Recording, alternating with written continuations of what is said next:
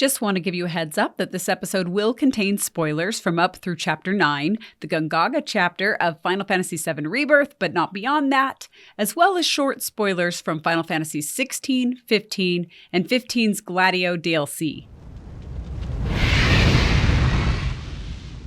I tried to go to this tower that was elevated, but just by a few feet from the main ground. They tease you with it. Everyone knows this tower. And there's no way to get to it. Like, you run around the whole thing and you're like, I'm going to have to go find some bouncy mushroom to get me to this thing. Like, it's crazy.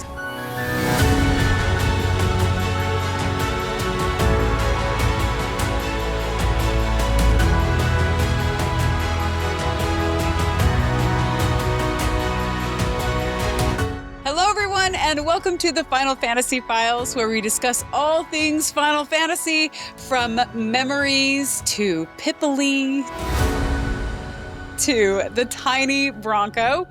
My name is Jolie Hales. And I'm your resident Mako reactor technician, Ernest de Leon. Nice. And I'm Spencer Price. And as for this discussion, we're covering the final scenes and exploration of this ever-lengthy Chapter 9, because this chapter was truly a behemoth. It's massive. And just a reminder of how each of us have played the game thus far. So Spencer and I beat the game over a year ago, I think, at this point. We both beat it on normal mode. I did all the side quests, and then Spencer actually just did the story. And now Spencer's playing it again on hard mode, and he's doing the side quests along with us. Like, he's kind of following along with these discussions. I'm doing them now, so they're fresh in my mind. And as for Ernest, he's playing the game on story mode, and he's doing it with us too. Yeah, I'm somewhere in 12 or maybe late 11, 12. I don't exactly know what chapter I'm in because I don't pay attention too much to the chapter headings. I just kind of play. To the chapter numbers, yeah. But I'm far enough ahead that I'm months ahead of us recording at this point, and I should get to the end of the game long before we ever get there. So, okay, we're going to hold you to that. Sure. I'm working on it. Spencer already was like, hey, get on task. I'm just fine. I want to talk about stuff. Yeah, he told me he messaged you. He did. He's like, I messaged Ernest and I told him to finish the game. I'm like, I think he will. He's like, get on task. And I'm like, I'm working on it, but I'm traveling right now. I'm nowhere near home. That's fair. I just want to spoil everything with you. So let's go. Well, we can't spoil it for our viewers and listeners anyway. So I won't. Just so the viewers know, I'm not going to spoil it before any of the chapters. We're only talking about what happens in Chapter 9. That's right. We're only going to spoil up through the end of Chapter 9, right? So, because remember, people might be following along with us. Yep. At this point, most people have probably finished the game. But in the future, the Switch players. It's not like we're going to spoil that there's an epic fight with Sephiroth at the end of the third installment. We're not going to talk about that, right? Oh, man, did I? Don't give it away. I'm sorry. Delete that. Yeah, but then as a reminder, too, of our last discussion, right? What happened in our last discussion? So Cloud went crazy, and he killed a bunch of troopers before knocking Tifa into the Mako Lake. Tifa just wanted to go swimming in the green water. She just took a dip, right? Nothing really eventful happened. She's actually eaten by a weapon. Okay. And she traveled through the Lifestream. She faced some childhood memories. She saw some white and black whispers and Sephiroth down in the Mako. And then she was regurgitated by the weapon whale, and then she woke up at Cissnei's house and almost kissed the guy who tried to kill her. So, which is really, really important because of what she has to do in Part 3 for Cloud. So it's actually cool. This is a new addition that didn't happen in the original game. So that's true. A lot of good stuff there. And that's pretty much it. I mean, as of this point in the game, so we're still in Cissnei's house, and Tifa has left the bedroom to join the party in the living room. So at this point, Cloud enters the living room, kind of follows after Tifa, and he hears the team discussing what they've learned from this reactor experience and what Tifa went through. So basically, we got some nasty-looking black whispers going up against the planet in the Lifestream. And these whispers are with Sephiroth, right? Yeah. Which makes total sense. Honestly, we don't even know what whispers are anymore at this point. And now there's two versions of them with different motivations. Apparently, it's all very confusing, but we hashed that out in the last discussion. So at this point, Aerith asks Tifa, any idea who was winning? Could you tell? The planet. The Lifestream. Us. And that brings Barret to his feet, and he goes into this speech about... Can you hear the planet crying out? Yeah. Just kidding. But it is kind of like that, actually. He does. Yeah, he does kind of revert back into a similar speech that we heard back in Remake when we first met Barret. The planet bleeds green like you and me bleed red. The hell you think's gonna happen when it's all gone, huh? Answer me! A little bit more optimistic, though. More optimistic, Yeah. and he trusts the people around him, so he's not just screaming at them. You gonna stand there and pretend you can't hear the planet crying out in pain? I know you can! He's more motivating, I guess, but he does say... This is the planet we're talking about. Y'all know she's gonna pour her heart and soul into this fight. Just close your eyes and listen. Tell me you can't hear that. Her rallying cry. She knows Sephiroth ain't going down easy, and that she needs others to step up. But we're the only ones who can, don't you see?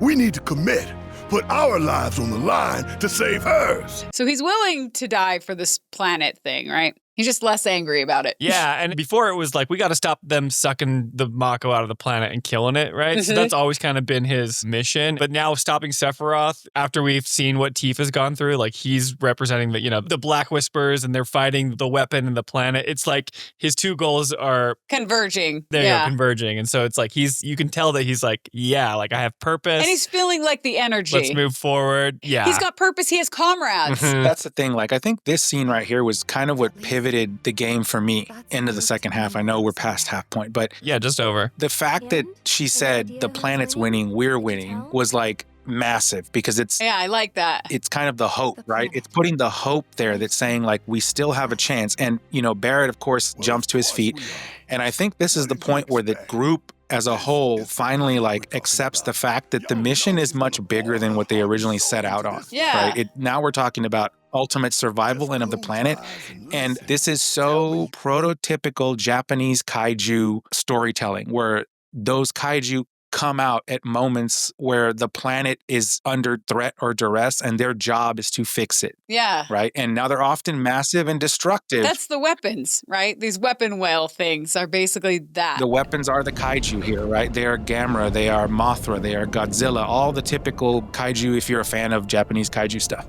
So to me, this was like one of those moments where I was like, yes, now we're going full in.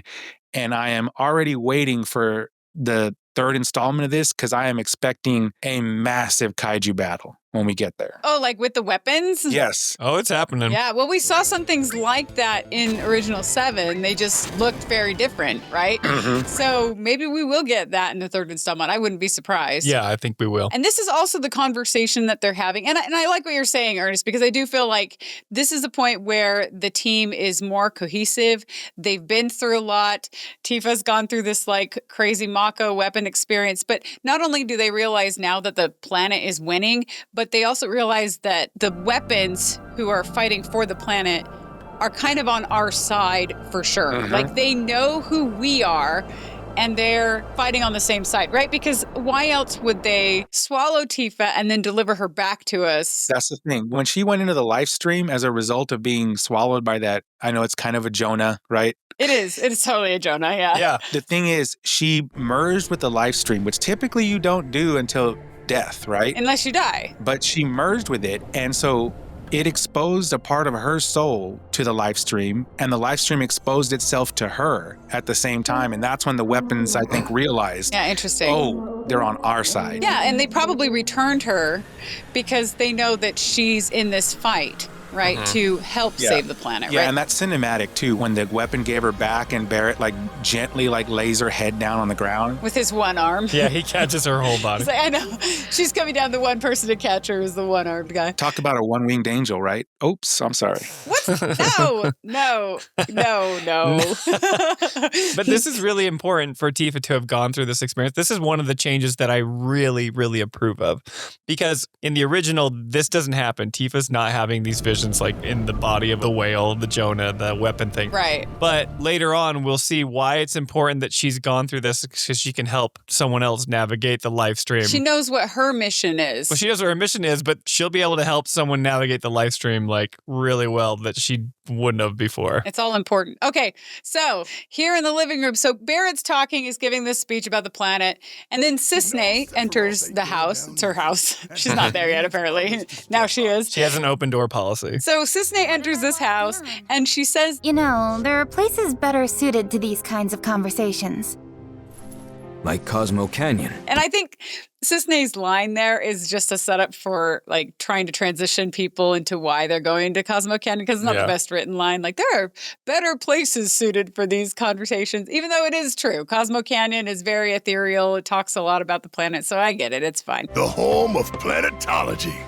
It's right around the corner, isn't it? The party is all on board with this idea of going to Cosmo Canyon that Red has just bridged. So they decide that they're going to go, right? And Red goes on to explain. Since time immemorial, it has been a place for both planetary energies and ancient wisdom. And that causes a really excited Yuffie to jump on Red's back and like scratch his neck like a dog. Do you remember this? Yeah. And Red like seems to enjoy it. He's like, oh, yeah, you know, or whatever, which is kind of cute. I don't know. I like that Yuffie treats Red like he's a dog all the time. She's the only one who does it, right? And it's endearing and cute.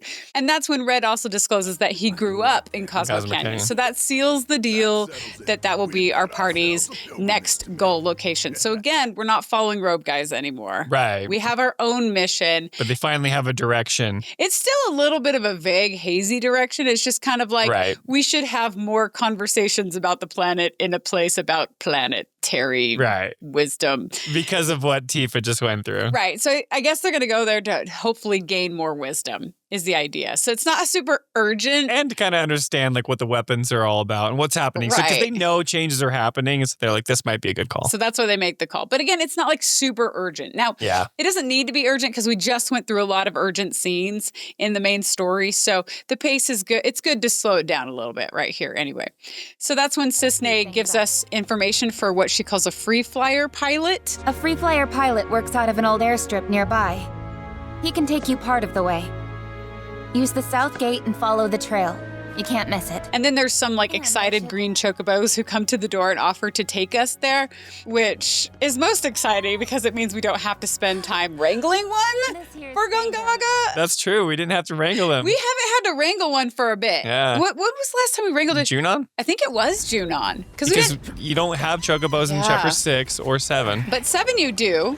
Yeah, you have them in 7, right? Are you talking about like the open tropical regions that you get? Yeah. Can't you just check them out at Costa del Sol? Yeah, I think you just like rent a chocobo. Because you can't take them to Mount Corel. Yorda gives you like a chocobo for her little mission and you can kind of walk around there, but you can do it before then, I guess. Yeah, but we didn't have to wrangle them. But we don't have to wrangle one here either, which is great. They just come to the door and they're like, we'll help you out. It's like, thank you. Yes, this is the way. They give them to you, but when the girls went to the Mako reactor, that's when we first got them. Yeah. So they like teased us with them, but this is when we officially unlock them for the entire party. Right. This is the first time where we have access to a chocobo in like a freestyle play location. Because before it was just kind of like go in this direction, follow the bouncing mushrooms or whatever, right? Like you could do enemy intel, but then the music's all like intense. Remember how I was playing it? You're like, why are you going to the reactor? I'm like, well, I'm just looking around.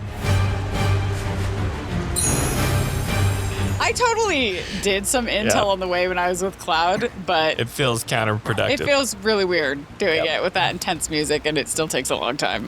But anyway, so these chocobos show up, and that's when we return Cissnei's grappling guns because we don't need them anymore. So I was bummed about that too. I know, it's a bummer because those things are so useful. I was like, can't we just have it as a gift? Like, yeah. But then the developers would have to design multi-layer like crazy, right? And they limit where you can go, right? For each intel, specifically, we're going to talk a lot about this chapter, but the green chocobos hop on the mushrooms, right? So if there was just a grappling hook that let us get to a certain place instead of having to... Then you wouldn't have to use the chocobos. It actually might be better than what happened, actually, with this. Right. But they're like, nope, you have to do it this way because you're traversing using the green chocobos and the mushrooms. And in Junon, you could only use the, chocobos that could walk up the walls shells. And They all kind of have their specialty. yeah, so they have them sectioned out. Yeah, for sure. So we give back those grappling guns. Cissnei is actually the one who suggests that we talk to the villagers if we need anything, And if you need anything else, just ask around the village. which is hinting at the idea that there might be some new side quests that we should take on, which there are. There are side quests. There's 3 of them at this point, and they're pretty good sized. Like, they're pretty big, kind of like the ones we talked about in the first part of our Chapter 9 discussions. And these 3 side quests become available in Gongaga Village once Tifa has been to the live stream. So you couldn't have access to them until this point. So let's go through those really quick. So the first side quest is called Oh Chicken, Where Art Thou? So Yeah. who did the chicken one? I did the chicken one. I did the chicken one, Yeah, and Ernest did the chicken one. Ernest Okay, is cool. on the side quest. unfortunately. I did it as well. And I'll admit right up front that I was skeptical that I was going to enjoy this one, right?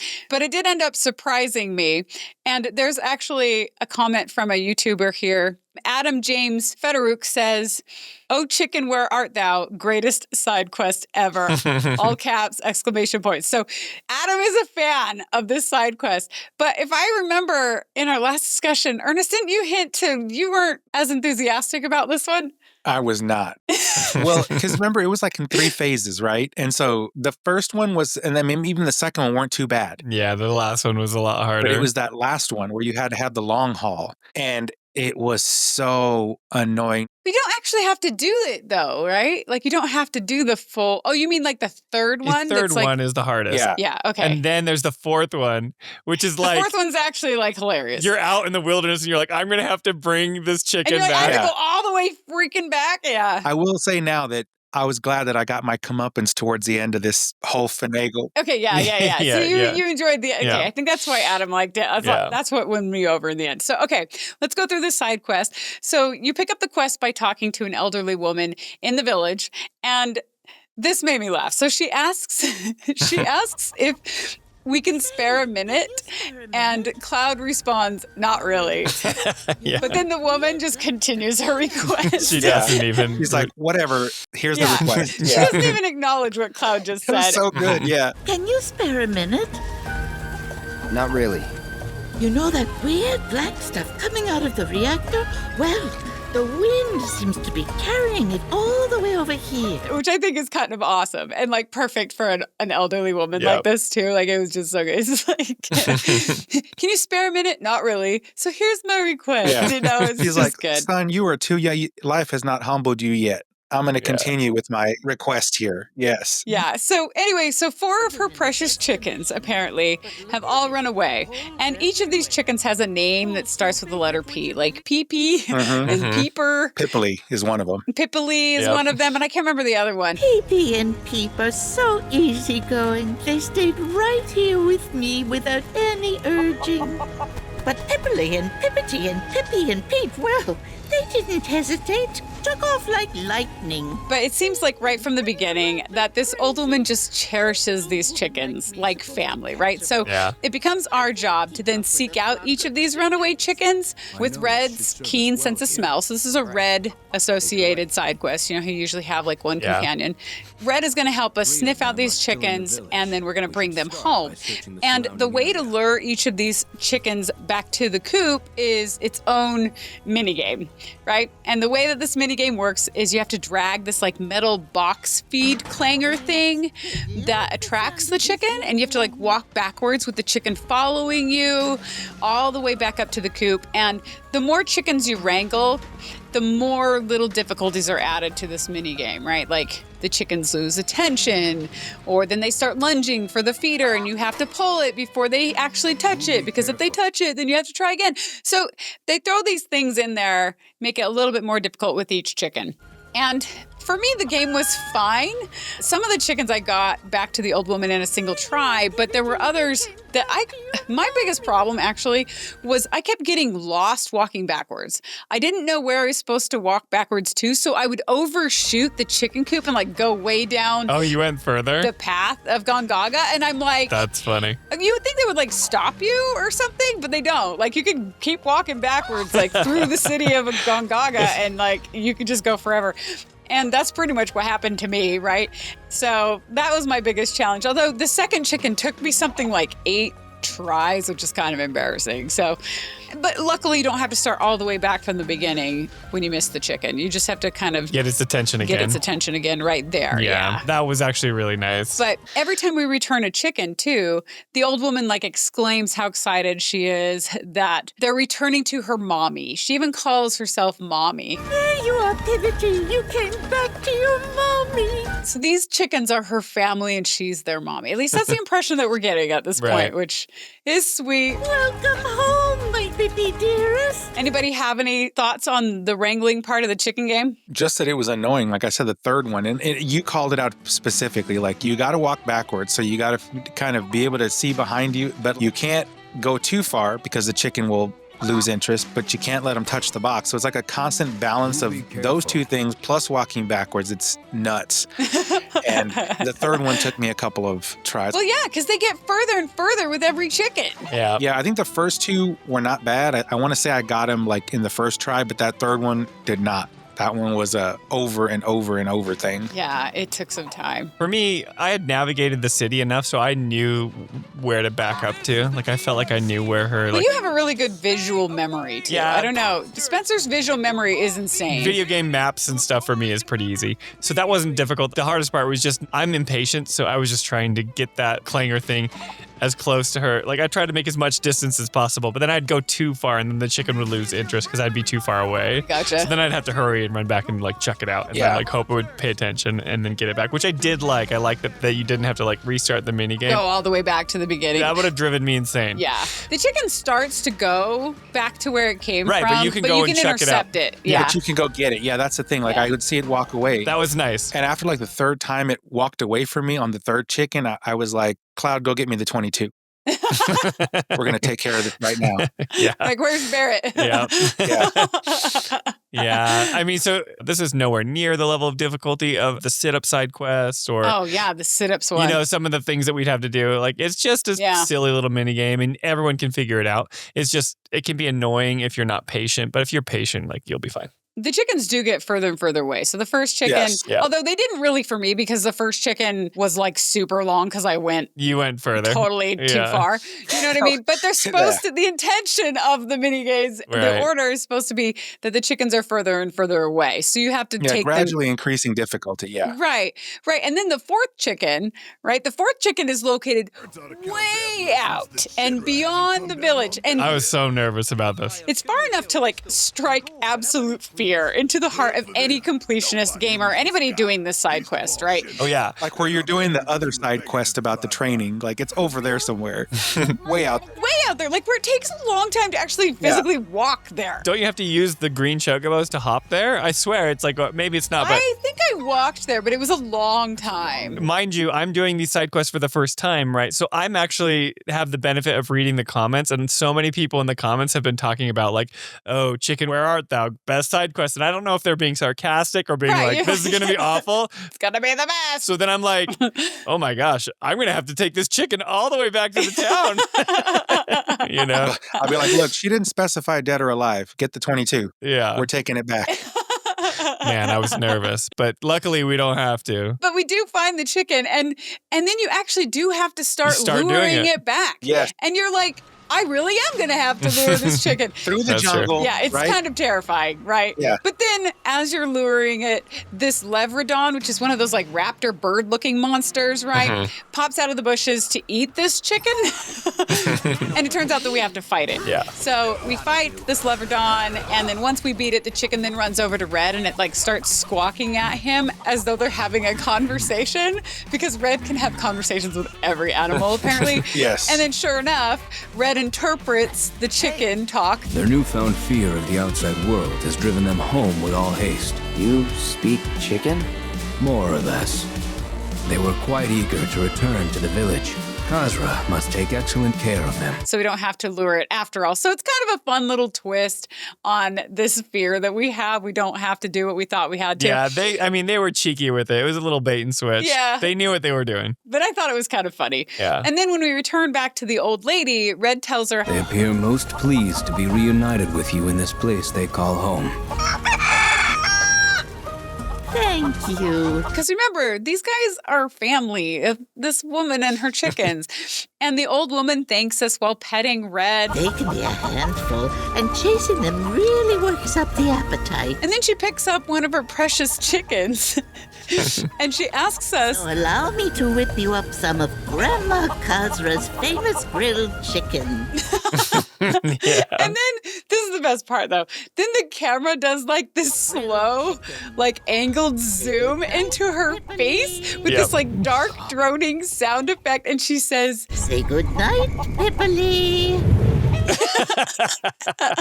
After we go to such effort to like rescue them, and she they like say, calls herself mommy, and they have names and stuff. And then she just picks up one of these chickens and she's gonna eat it. And they do these camera effects in this horror movie kind of style. Yeah, they totally do. And it's great. I'm glad they did that. And this takes Red aback, right? Because we had all assumed that this woman considered these chickens family. And you typically don't eat your family members, I'm told. And as the icing on the cake, too, Pipperly was the chicken that we had rescued from the Levrodon, right? Yeah, it was the one the furthest away. So this is the one that actually spoke to Red. They're like buds. Yeah, they're best friends because they talked. But this is the one that talked about how they were afraid of the outside world, so they were going back home. Where they'd be safe. Because it's safe at home, right? Yep. And that's the chicken that this woman is now going to cook up and eat. And then the screen like fades to black and we hear the clanging of like dishes. Yep.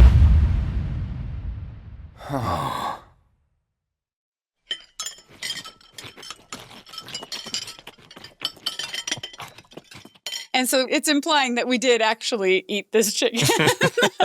Yeah, and not only that, Red's Howl. Did you get that part? Yeah. So when we fade back into the scene, to your point, right, it's after dinner, and then the old woman invites us back for more chicken dinners, like whenever we want to, right? She really likes us. And Red is like turned away from her because you can tell he's dealing with emotions. I betrayed Pipperly. He's like looking at the ground and he says, They could have lived long and happy lives running free. If I hadn't. And then he like trails off. And Cloud's like, Well, we all gotta eat. It was good. Yes. This is a good sequence. And then Red howls at the sky. I actually don't know how to read the howl. Like, I don't know if that's like a morning howl. I think it's a morning. I will tell you how to read the howl because I have it here in my notes. Okay. That is the same howl that the Klingons have. Oh, come on, dude. At the death of one of their brethren. You said that exact same thing about Barret. When Dine died. And I'm sure this is not the last time we're going to see this before the end of the series. So they look up to the sky and scream to Sto-vo-kor. And like that was what he was doing. It was like, as Spencer said, they're buds. He just lost his bud, right? Well, he ate his bud, so it's his fault. Do you think Red ate him, though? Or do you think Cloud and those guys ate it? And I think Red ate it. You think Red ate some, too? I don't think Red ate him. Are you kidding? I don't think he did. I don't think he did. If you talk to NPCs and do different side quests throughout this game, you find out that Red has this, like, he almost loses control at the smell and taste of, like, cooked meat. You must be hungry, huh? Sorry, but this is people food. Whoa, easy there. I can spare a bite.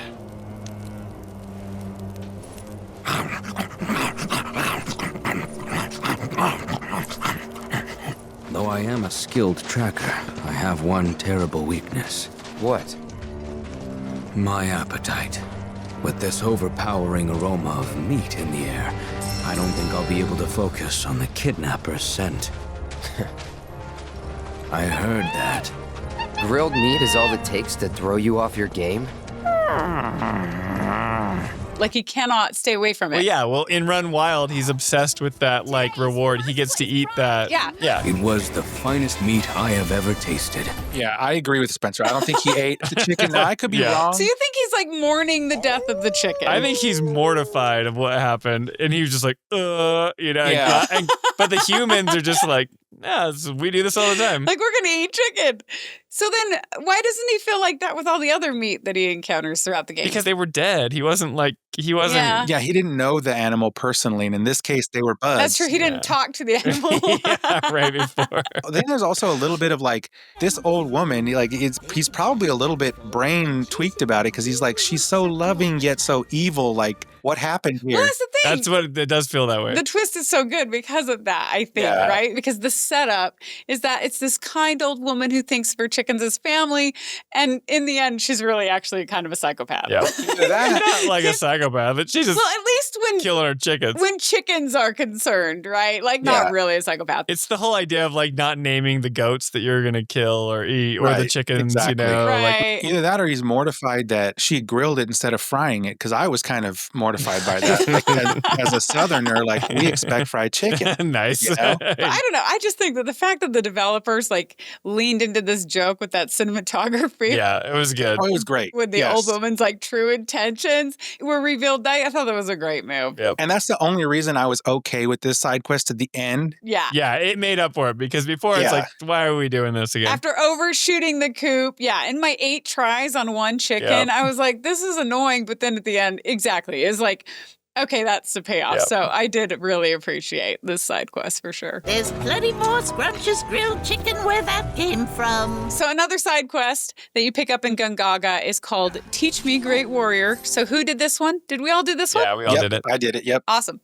So you picked this one up from a young GYC guy, and GYC is Gongaga Youth Coalition. They're the ones who guard the village, basically. Who come out with all the spears. Yeah.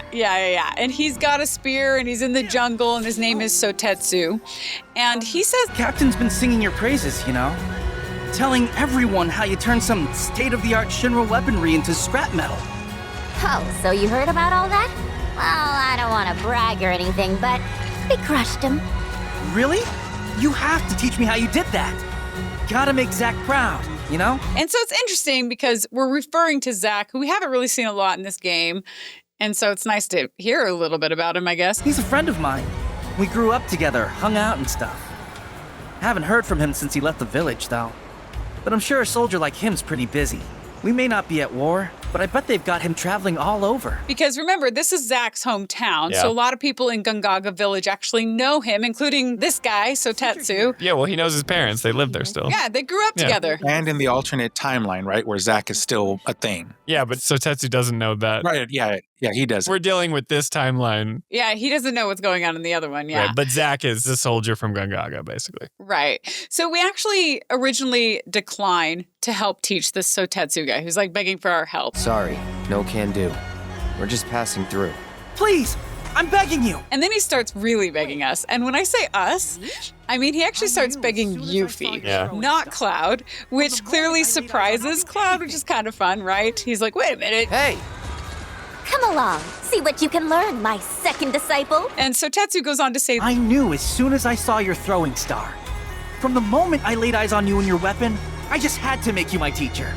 Please, train me in your warrior ways. And this expectedly gives Yuffie a real ego boost. Yeah, she's all about this. Yeah, she's a fan. Oh, I don't know. He puffed her up. Like, she was set. She was ready, yeah. And she immediately ends up taking on the role of, like, condescending teacher. Well, since you're such a huge fan, 1 or 2 orbs might be enough compensation for my time. You sure you're up for the challenge? Of course.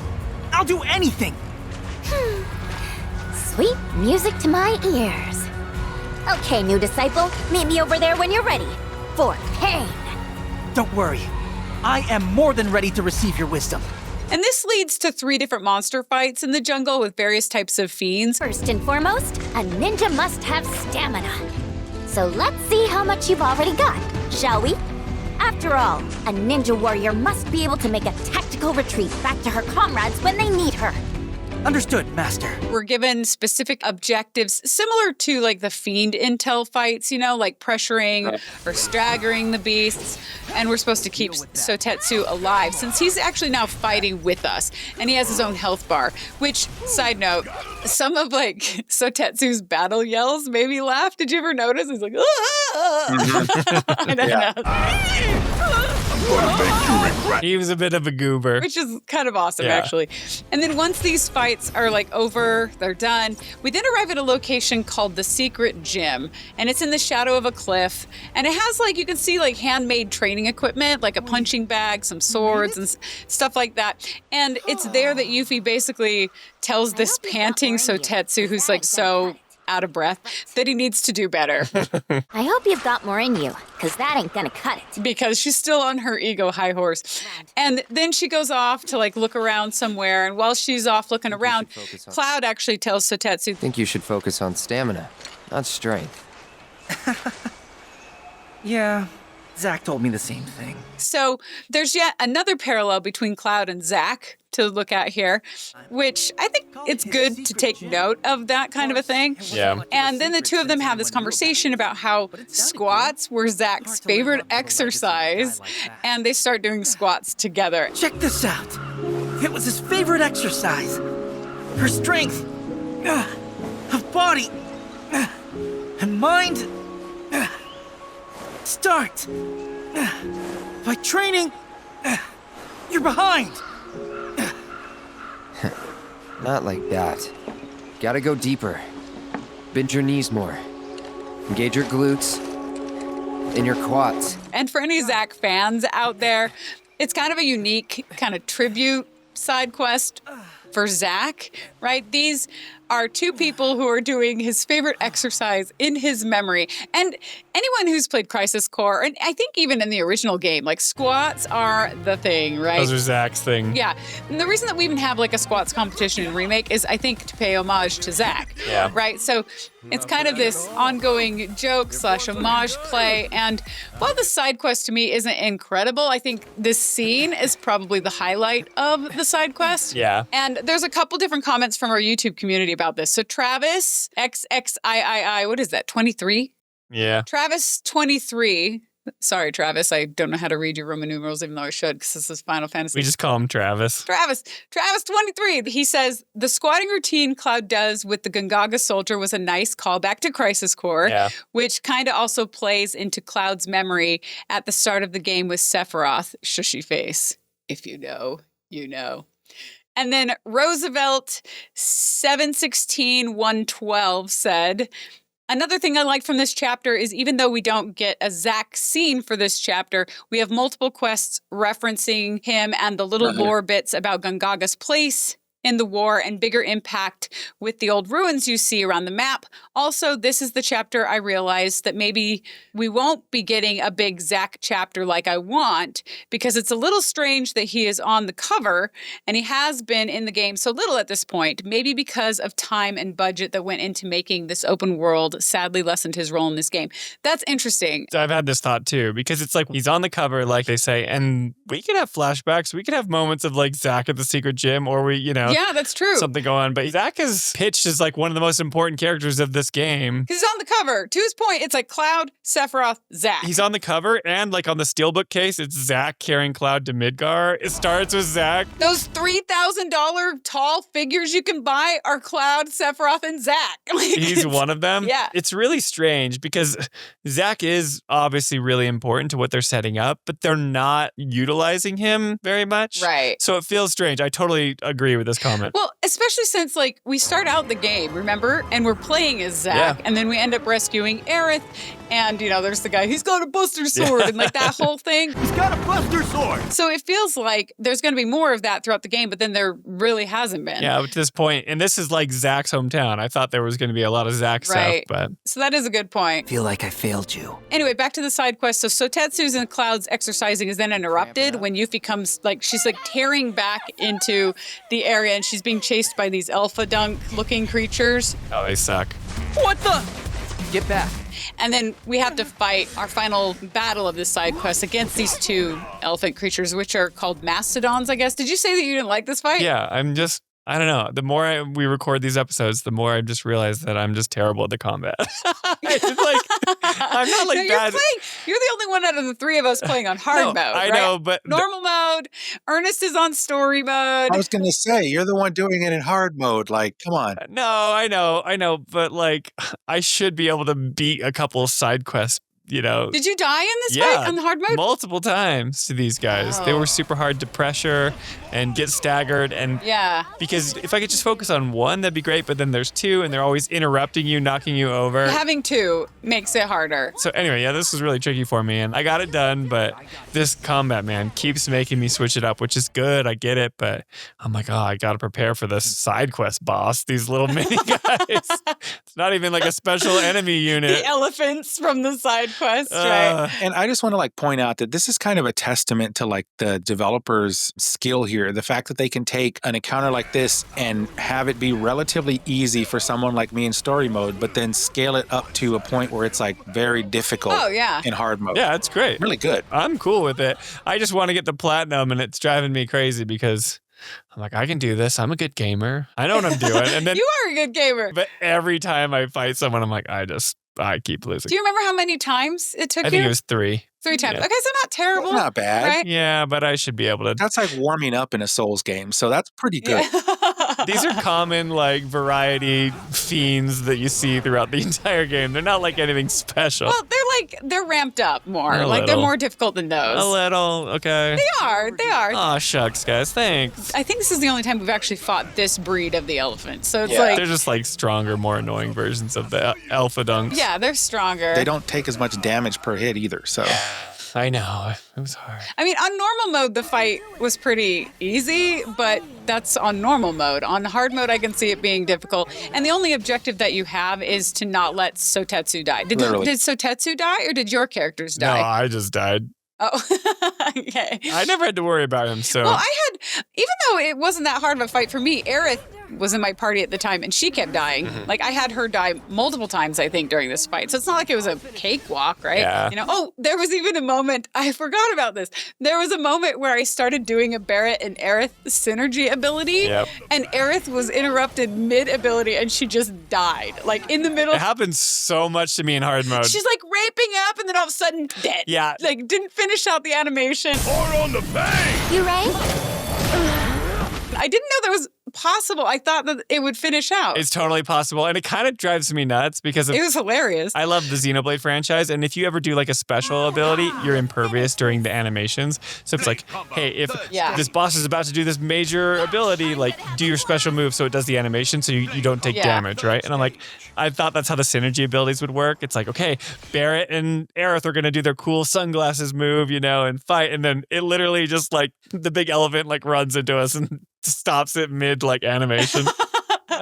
You're dead. It's the same as when you fight the enemies that have high mobility and you try to just pull off a special move and they're out of the way before you execute it. And it's like, well, that was great. What a waste. Yeah, you have to be precise because you can launch a limit and you can do certain things. If the enemy's not near you, you miss. You whiff. That's what I mean. You totally whiff. It's like a total waste. Yeah. It happened to me several times with Roche. I remember that distinctly. Yeah. Because he moves like, at a certain point, he just goes like chaotic. Well, he's like crazy fast. Zipping around, totally. Yeah, and it was like, I don't even know what to do here. Right. Like, so it's crazy. I mean, it's good. It makes the combat more challenging, but I kind of just wish it was like, I earned this limit. Let me see the cool animation. Let me see the cool animation. And don't kill me. Or if you're trying to heal and they interrupt your heal like that, that's when I get really miffed. But I don't want to hear excuses. The final scene of this side quest takes place back at the village, right? So you beat those mastodon things or whatever they're called. And back at the village, we find Sotetsu, and he's with 2 other GYC guards now. And now all 3 of them want to be trained by us. And we'd like to ask you to train all of us in the art of combat. Our coalition's only as good as its weakest member, so it only makes sense to get stronger together. We're really just passing through. But you could rest here for a while. So he doesn't pick up on social cues. He's not going to take no for an answer, right? Yeah. Our services don't come cheap. It'll cost you 1 million gil. That's a pretty steep price, but we could probably manage. Yeah, they go. I'm like, all right. It almost knocks Cloud over. Like, he's just like, what? Because he's trying to just get out of it. He doesn't actually want to charge 1 million gil, Yeah, so Tetsu's definitely the Oscar the Squire of this game. Only he has a purpose. Oscar the Squire never had a, his purpose went nowhere. Like, he was so an ellipses. I don't know. It was so interesting. I can't wait to get back to Eastpool. I shall go to Eastpool. But as soon as the rebuilding work is complete, I promise to return. And then he never goes back to Eastport. He never figured it out. And then every time you go into the airship, he's just like, I shall go to Eastport. he's like, go back to Eastport. Sure you are, Oscar. Yeah. For all your Final Fantasy 16 enjoyers, that's a little deep cut. Yeah. But yeah, so here he says he could afford the 1 million gil. And I mean, I guess like Gongagans must make a Those mushrooms, man. ton of money selling those mushrooms. Like they're famous worldwide. So maybe that's what we're supposed to think. Especially the psychedelic ones. They're probably pulling in good money on those mushrooms. Yeah, dude. Shinra is not going to mess with that town. Shinra gave them a monument after their reactor blew up because those Gongaga mushrooms are bringing in the moolah. They're bringing in the dough. Whereas like Corel, they're like, you're just giving us coal. You're worthless. We're going to like Leave you destitute. shoot you all and hide the evidence. It's so true. They do handle these two towns extremely different. Yeah, it's very interesting. Yeah. But anyway, so Yuffie here tries to demand materia instead of gil. Oh, and he forgot to mention materia, preferably the precious kind. That we can't do. Look, Sotetsu, they may be good at their jobs, but don't you think they're asking a bit much? We're looking for training, not trouble. And then Cissnei shows up and says, If you're looking for someone to train you, then look no further. No money or materia required. Well, thanks, Cissnei. That'd be great. But what about them? They're veterans of the battlefield, and under their tutelage. What? My tutelage not good enough? In case you've forgotten, I've seen my fair share of action. If all of you are serious about upping your game, I'll help you out. Before Sotetsu then leaves, he then says an interesting line. He says, It's just, I felt something when we first met. Almost like fate. And I guess I got a little carried away. I think Sotetsu's lines here are referring to how much Cloud feels like Zack to him. Yeah. Even though it was Yuffie who he was asking to train him, I think here he's talking to Cloud after they had their little squats thing. Maybe they bonded or something. Yeah. I also thought that maybe it was possible that Sotetsu had shown up in some other Final Fantasy VII story, like Kid G or something. But when I looked it up, it looked like the side quest was pretty much his only appearance. Okay. So it's got to be the reference to Zack. Don't you think? Yeah. Yeah, I felt like with this one, it was a little bit, now granted, I'm reaching here, right? But Gongaga is definitely an area with mushrooms, right? Mushrooms are well known to have a mycelial network under the dirt that they can communicate with each other, with trees and all kinds of stuff there. So to me, it was almost like those mushrooms and somehow can reach all the way to the Lifestream. And the people that live in that area are somehow affected by it, right? Differently than other places on the planet. Oh. I would say they're more in touch with the Lifestream, just that they live within the planet. It's not like they're right. You know. So you think this line is because the mushrooms are talking to each other? Jolie. No, I don't mean to laugh. I think it's more that these people are tied more to the planet. To the Earth. And thus the Lifestream. So he like has like a more like a... Like they're more connected to the Earth. And sorry, I didn't understand what you were saying. I get it now. No, they weren't getting down on the mushrooms. I want to point that out before somebody tries to report us for some kind of bad whatever. No, not that. Mushrooms have like, they're underneath the ground. They have a mycelial network, right? That they can exchange like electrical and chemical impulses with each other. Really? But the point was these people live very naturally versus like what we've seen before in other cities. Right. And a more industrial, the Gold Saucer and Corel. Yeah, so they're probably more in touch with the Lifestream than somebody, say, in Midgar, right? Sure. This is why we have you here, Ernest. What was the word that you said was the Mycelial network? A mycelial network, yeah. Mycelial network. Learned something new today. That's cool. There you go. Interesting. What in the hell? So anyway, after Sotetsu leaves and Yuffie like flips out, like yelling at him to give her materia. Where's my materia? 3 orbs or 2? 2's good. Enough already. You're embarrassing yourself. Just 1, dude. Then our relationship with Yuppie is affected and the Teach Me Great Warrior side quest is complete. All right. And I have another comment from YouTube. The Zafari Zone says, the Yuffie side quest letting us see more of Zack's past was cute, but I thought it was interesting that the guy we're helping seems to have a generally negative view of Shinra, but still views Zack as a hero despite him being a soldier owned and deployed by Shinra. Right. It was just one guy, but I imagine his opinions are shared by the rest of the village. That's a really good point. That is an excellent point. Yeah, it's true. Interesting. Do you think that maybe the Gongagans because like it was only 3 years ago that the reactor exploded and Shinra kind of screwed things up.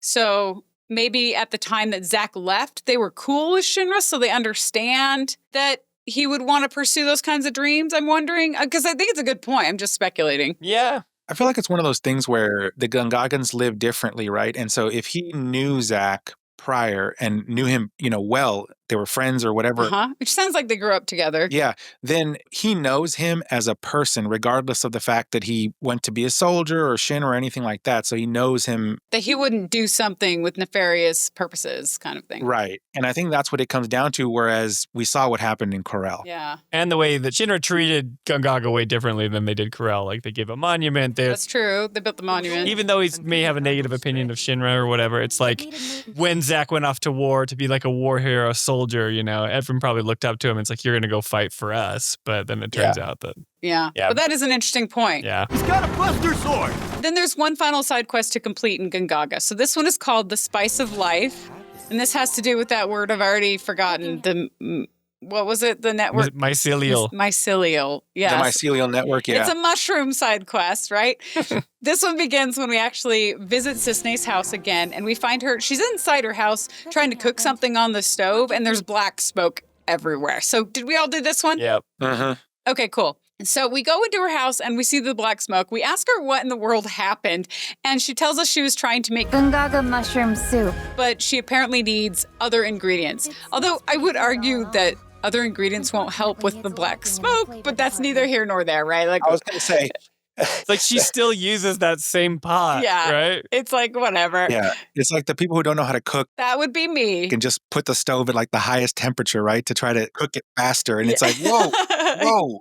Stop. Slow your roll. That's how it feels. And Aerith then volunteers to get ingredients for her. What more do you need? Oh, right. Torgen's vegetables. That dog's probably parked near the village entrance, selling his produce. And she sends us to go buy some of Torgen's vegetables from this Torgen guy's dog who regularly sells these vegetables in the village. And Torgen is apparently this farmer who has his farm like deeper in the Gongaga jungle. And I actually stumbled upon Torgen and his farm during my exploration before visiting the village. And he just yelled at me. Don't know who you folks are or what brung you out my way, but you mess with my vegetables, I mess with you. Go on, get it. Don't make me chase you off my property now. So I assumed that he'd have more of a purpose later in the game. And this side quest, it seems, is that purpose. So anyway, Torgen's dog, whose name is Melon, is apparently basically sold out of good vegetables or something by the time that we find him. Come on, let's go after him. So we decide to follow him all the way back to Torgen's farm in the middle of the jungle in hopes of securing vegetables from Torgen himself, right? And side note, if you pay attention, Ernest, I remember you pointed out this music in the last time we heard it, but if you pay attention to the music that plays as we follow Melon, do you remember? I don't remember it now, but I pointed it out. Oh, was it you, Spencer? Oh. Are you talking about Junon? No, you weren't even in that discussion. Yeah. I told you about this. Really? Maybe you're mistaking that you talked about it on the episode, but I told you. Okay, maybe it was just a conversation thing before you were. Okay, that's probably it. Anyway, there's this music track that's like all digital sounding. Are you talking about Bow Wow Wow? Bow Wow Wow. Yes, that was me. I was telling you about it. Oh, okay. And it's with the Whippet dog in chapter 4. I can't remember his name. Yeah, that's right. Yeah. So when we followed, so in chapter 4 with Junon, there was Salmon the Italian Greyhound in the side quest, right? Back in chapter 4, and it was the same music. Bow wow wow, bow wow wow. You know. Yep.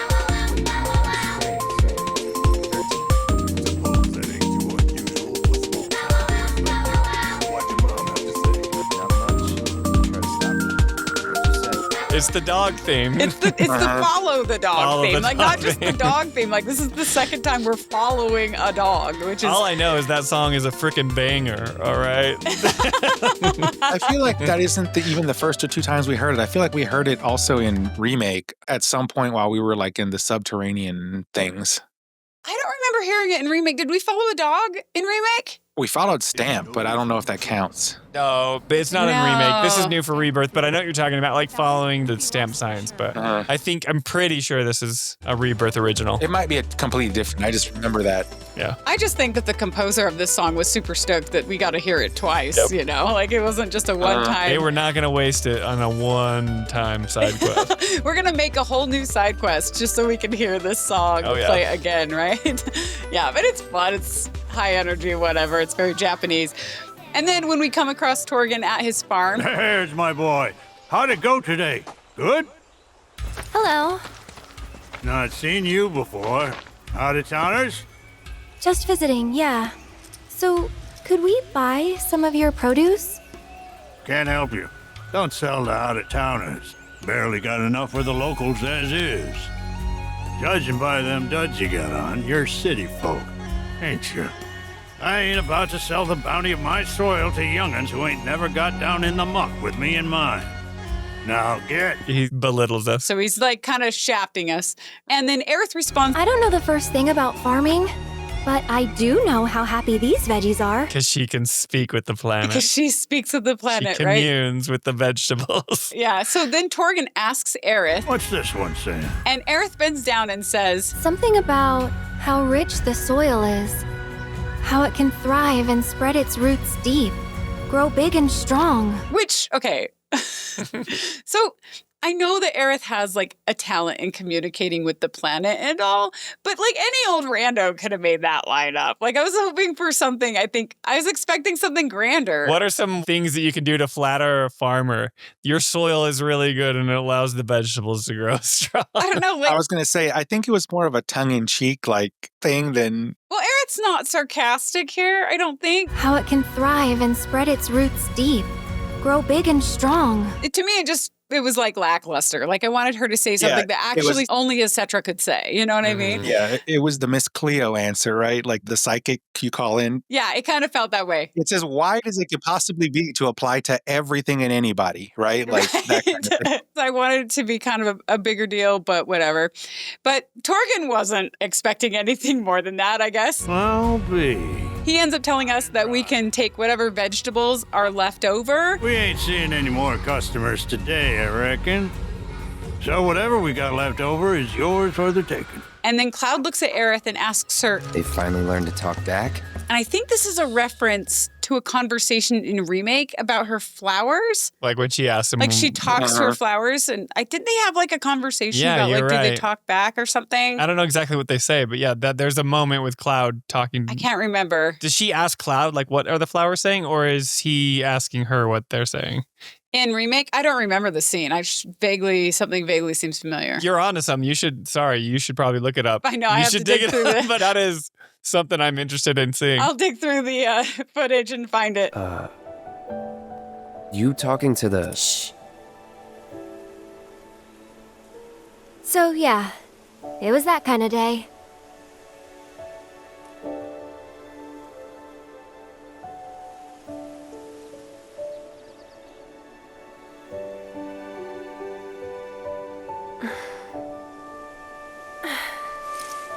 Let's go.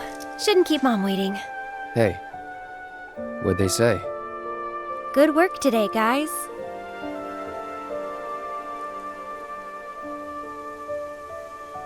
Kidding. They didn't say a word. But, you know...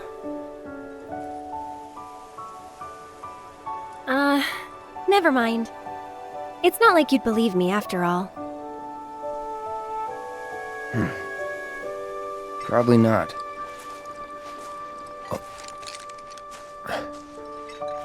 Tell me anyway. Really? Yeah. It won't be much longer now. The flowers, they have something important to tell us. Something they need to share with us. At least, that's the feeling I get. But before they can, there's a final step that has to be taken. Otherwise, we won't hear them.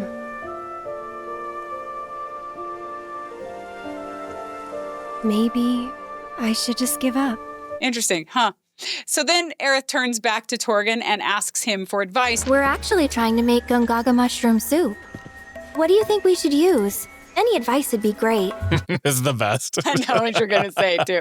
Torgen, who has a really good voice actor, by the way, the Torgen guy, he tells us that we should go pick some Gongaga mushrooms. Hey, Torgen, what's the best way to make Gongaga mushroom soup? Oh, don't use Gongaga mushrooms. Go get a different mushroom. Go get a different one. They'll take that soup of yours to the next level. He also tells us that we should get some special kind of salt, and then he gives us like a sketch of what that salt looks like, and he tells Melon to guide us to this. It's a perfect sketch. Salt location. I was gonna say he's like a pretty dang good artist, right? Yeah. But you know, he's onto something though, because here, especially in the United States, like you usually get the same kind of mushroom just about everywhere, right? Yeah. The cap top ones. But once you start getting into the other types that are actually much better tasting, you're like, man, I was getting ripped off on those stupid mushrooms. So that was his point. Sure. But the recipe is called Gongaga mushroom soup. I know. Right, but it's just funny because it's called, I know. He's like, get a better mushroom. Like, what's the best way to make chicken noodle soup? Oh, you should use turkey. Cow beef. Put some beef in there. Yeah, put some pork in there. Yeah. It's like, all right. Actually, I'm gonna have to agree. So then we end up following Melon again with a reprise of bow, wow, wow, bow, wow, wow. Yeah. And then we fight some beasties along the way, and we use that sketch to pick out some pink triangle salt, like rock salt or whatever, clusters. Yeah, the crystallized salt or Yeah. whatever. Pink Himalayan salt. I don't know. It does look like that, yeah. It looked like. I don't know what that looks like, so maybe. Yeah, pink Himalayans. It's very similar to that. And then we have to mount a chocobo and we follow its scent to find the Maganga mushrooms. And that brings us to yet another minigame. Behold, the Maganga mushroom. Note its mushroom-like qualities. Just gotta be very careful. This one comes like totally out of the blue for me. This one's so funny. This is the Plucking Maganga Mushrooms mini game where we have to, basically it shows a big mushroom in front of you, like it's a point of view, right, of Cloud. And you have to test the pliability of each side of this mushroom and then select or tug on it in order from the loosest to the tightest part of the mushroom. And you have to do this with 3 different mushrooms, and each progressively adds an additional like side or section to tug, which raises the difficulty of that mushroom. I think the first one's 3 sides, the second one's like 4 and then 5. So how'd you guys do? I don't know why I didn't have this epiphany sooner when I was playing this game, but I was like, this game is ridiculous. I know. But it's like, this is the moment when I thought, we have done so many different mechanics inside. Because there's a mini game on how to pick these mushrooms within a side quest. And I just couldn't believe it. I'm just like, this game does so much, right? Yeah. And it's, I don't know, you love it or hate it. That's what this game is. So I'm like just accepting it at this point. And it just blows my mind, the production value that they put into doing this. You know, normally a game would be like, go to this place, and then there would be a little triangle interact button of mushrooms down it, and you just pick them up. And you push it, and it picks the mushroom. Yeah, you just push it, and it's like, you got those. But this is like, we're going to animate Cloud's hands going down and like rotating this mushroom in like 360 totally degrees. Agree. But the way that I handled it, aside from the ridiculousness that we're doing this, is that I was thinking it had something to do with the haptic triggers, right? I didn't think that it had anything to do... Oh, like how hard you're pushing it? Yeah, I didn't think it was a visual tell of like, because, you know, you can shift it up and down, and that shows you how tense it is. I was thinking, oh, this is PlayStation 5, so it's got to be something with the trigger, right? Because you have to pull it out with the trigger. Okay. So I was just kind of like, okay, I'll move it here, and then I would pull it out. I'm like, that gives me some sort of resistance. Turns out it was all the same amount of resistance, and I was just getting lucky. But yeah, I was doing it wrong completely until I realized on the 5th one, I'm like, there's no difference except for the animations about how tense it looked like it was pulling like how in a certain far direction. It's moving or something like that. Yeah. Well, I think it makes sense that you had that confusion because the tutorial they give you, it doesn't make 1,000% sense, right? When you're reading it. Yeah. And who reads those like in depth? I was just thinking that it had something to do with the triggers, the DualSense controller itself. I thought it was tricky to just decipher the pliability between some of the sides. Yeah. Right? Like, I don't know. I felt like it was kind of cheap in a way because there wasn't really a real strategy that you could figure out. It was other than like look really hard. Trial and error. It's just brute force. You know, and hope that you're right kind of a thing, you know? Yeah. That's all it was. I literally just had a pen and paper and like wrote down what I thought the order was. Oh, you like got out paper. Good for you. Well, I always have. I mean, I have a little table next to my recliner there that has it wasn't like I took it out just for this. Right. You didn't drive down to the store, buy a pad of paper. Exactly. We're going to figure this out. Yeah. These mushrooms. Yeah. And I'm glad I did it that way because that's smart. I had to do the last one like 3 times, even though I wrote it down 3 times because I got it wrong. Yeah. And then I was like, okay, well, I don't think that my strategy was applicable here, but I lucked out and got through it, and that was it. Nice. And that's what you need because it gives you like 3 tries per, I think. Yeah. I got the first and third mushroom on the first try, but it took me 3 tries for the second mushroom. So, you know. What's the reason they give us that we have to pick it this way? If we pick it wrong, does it like disintegrate? I think it's like poisonous or something. Not poisonous because we're putting it in its soup. No, poisonous was the red thing. That was a different, yeah. Remember, he says something about the chocobos, like getting woozy on them if you pick them wrong or something. Yeah, So I okay, think okay, it like emits spores or something. I don't know. Who knows? Pick them one at a time, though, if you want to keep your bird from getting all addled. Their aroma can be mighty powerful. It's like you got to be delicate. Okay. Yeah, maybe it falls apart. I don't know. But then after you pick it, Cloud like pumps his fist in the air. Yeah, he totally does like a victory pose. Like Sensational picking, Mr. Merc. He's all excited, yeah. Which just adds to the hilarity of this whole thing. Like he just won 3D Brawler at the Gold Saucer. Right? He's like, yeah, I picked this mushroom without knocking out the chocobos. It's basically fugu or whatever. Like if you pick the mushroom wrong, the poison sac busts, and if you eat it, you're going to die. Something like that, yeah. There you go. That's probably what it is. But then once we get the salt and the maganga mushrooms for this Gongaga There you go. mushroom soup. My goodness, the tongue twisters. Yeah, grasp tropod, throw that in here too. So we hand the ingredients over to Cissnei, and then Aerith picks up a knife to help cook, right? Mm-hmm. And we hear screaming and shattering dishware over a black screen. Wait, no! Oops. So that's implying that these girls are trying to cook again, I guess. And then we see both girls looking at the soup in a kitchen that is free of black smoke, right? Considering that it might actually taste okay this time. And that's when Cissnei reveals that she was making this soup for the fairs. The fairs are always inviting me over for dinner. Or Zack's parents, Yeah. who frequently invite her over to eat. And I don't have subtitles, and I thought she said for the fairies. The fairies. And I was like, what fairies? And then Kiji broke through the door and was like, Who are you calling a fairy? just kidding. No, the fairs.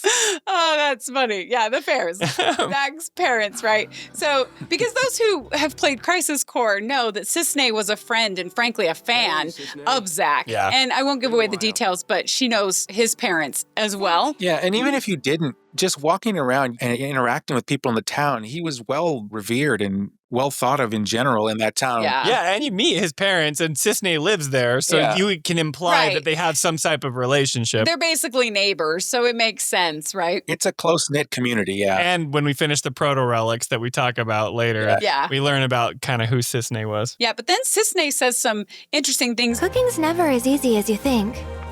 Got that right. Didn't need to learn back in Midgar. The company provided all our meals. Tasted like garbage, though. Don't know how I stomached the stuff. That bad, huh? But what about the bombberry flavor? Now, if we haven't played Crisis Core, so Cissnei is new to whoever hasn't, right? Right. This is the first time you've seen her. This is Yeah. the first time I've seen her because I haven't played Crisis Core. Okay, so you haven't, because But you I haven't played watched it. you play Crisis Core. This gives a clue into her history, yeah. It gives a clue, right? Yeah. So far, you've only learned up until this point, if you haven't played those games, that she lived in Midgar before coming to Gongaga. Now I'm mixing up Gongaga and Mangaga. Maganga. Mushrooms. Maganga. Okay. She lived in Midgar before coming to Gongaga, right? Because she says that if you talk to her, I think, up at the monument. Didn't settle down here until after the reactor incident. Place may not seem like much compared to Midgar, but it's more than enough for me. So that's not new information. But here, she says the company made all their meals, right? Which is a very strong hint to us that the company is probably Shinra. There's only one company in this There's whole only world. really one. Yeah, I know, right? There's no other everything. company, no other brand on anything. This is the complete like other end of capitalistic fascism, right? Like we're on the other side of the rainbow at this point. There's no such thing as monopoly. Every box is a Shinra box. So when you refer to the company, Yeah. it's the Shinra Electric Power Company. Yeah, and her words here, because she's talking like the company, she's saying words like that, they pique Cloud's interest as well. Bomberry?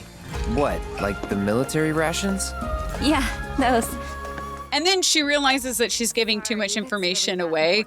And so she tries to awkwardly like backtrack and change the subject. And in one of our last discussions, I talked about how Cissnei's voice actor is actually really good, except when she's being awkward. Okay, interesting. This is a perfect example of that. Sorry, that's really not important.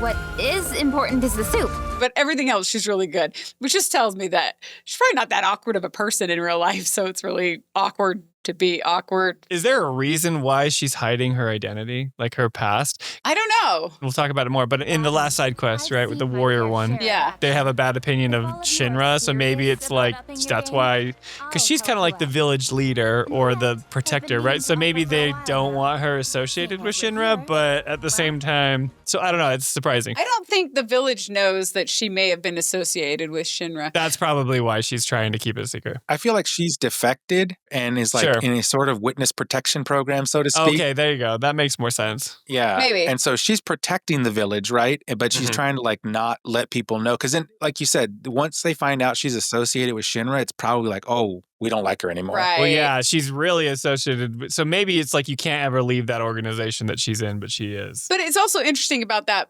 side quest that you're talking about. You know how Sotetsu says once he saw Yuffie's weapon? I knew as soon as I saw your throwing star.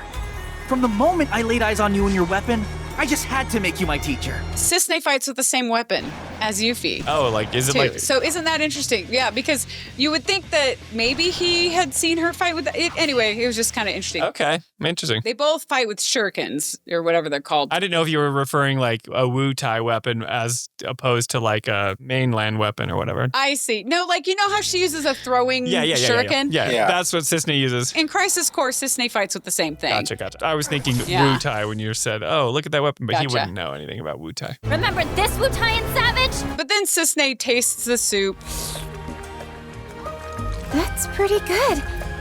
It's perfect. Absolutely perfect. I just know the fairs are gonna love it. She and Aerith did this cheesy high five that I'm sure people love. And then the Spice of Life side quest is complete, which affects our relationship with Aerith. People like Cissnei online. Yeah, people do like Cissnei. I like Cissnei. I think Cissnei's cool. I've played Crisis Core. I really liked her in Crisis Core, so I was actually really excited to see her show up here. But she's cool even if you haven't played Crisis Core. And she's cute and she can fight and all that. And that, my friends, are all of the non-Intel related side quests for the Gongaga region. But wait, there is more, because there's Intel for Gongaga that you can actually do. And because Gongaga is a mess of cliffs, rivers, ancient ruins, trees, completing this Intel, I'm not even kidding, takes hours. Yeah. Did you do this, Ernest? Did you get through this Intel, or were you kind of streamlining? I did it, and this is why I said like I was having PTSD moments from Final Fantasy XI, because I did do it. Yeah, okay. Yeah. You're not alone on that feeling, I think. I mean, quite literally, it took hours. Remember, this whole chapter 9 took me 25 hours total. And a lot of that is because of the Intel, right? And 20 of that was this part right here, yeah. It's so laborious for no good reason. Like, Yeah. I get that it's like, you got to use the mushrooms to kind of navigate the terrain and it'll be fun. Right. But they do things on purpose to kind of annoy you. It's like, hey, look, it's a tower right there that you could, and it's raised up just enough that you can't jump over it, but you got to go find a mushroom that's going to jump to it. And you're like, I don't know where this mushroom is. Yeah, to your point, like the thing that we can thank the most for this time that it takes is that the Gongaga, like, navigation with the mushrooms. Like, it's the multi-layers, right? So, okay, let's go into this really quick. So, and then you vent away, right? So we learned early on that chocobos can use these giant mushrooms to bounce to different locations in the region. often pretty far away locations. Which made sense because we were in a rush and they're like, here, take these chocobos, get to the reactor, and it lines you up with the perfect amount of mushrooms, and you get to the reactor so much quicker than you did with Barret and Cloud and Red. Like there was 1 or 2 mushrooms that like you were you like flew there like, and you're like, this is gonna rule. Of the region. Because each open world section gives you kind of like the buggy, or it gives you the Junon one that you capture, or whatever. We've experienced all different types of chocobos, and obviously this is Gongaga's chocobo gimmick is the mushroom jumping. So you're like, jumping. Oh, this is gonna be great, right? Right. And it sets you up to think that way when you're rushing to the reactor with them. Well, yeah, because it's a straightforward path Boom, that's boom, really boom. easy, and it takes you right where you need to go. Yes. So you're thinking, that's gonna be great. Okay, so the mushrooms are just a bonus for this land. Yeah. Right? Like they're just gonna help us when we need, like just for fun. If we want to get somewhere faster, like it's a way to fast track kind of a thing. Totally. But it turns out that's not exactly the case, because once we're on the chocobos again, we find out that these mushroom paths are not carved out for us like they were on the way to the reactor, right? So things can get a little tricky, because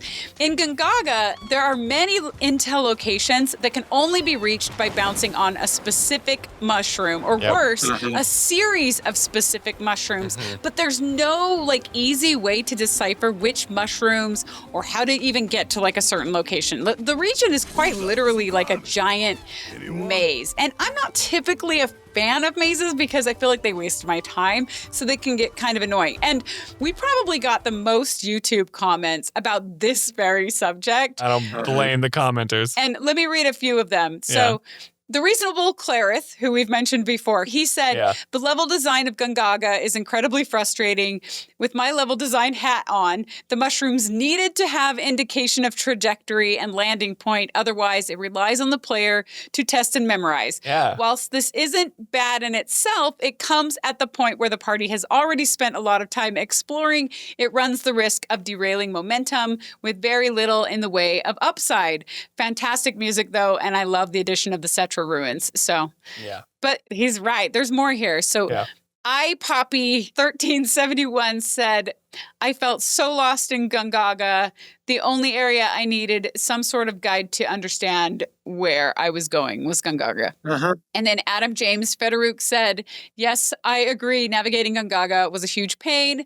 Francisco24 SLB1 said, for me, the level design of Gongaga is terrible. Exploring and walking around that area is a terrible experience. Preach, commenters. Love it.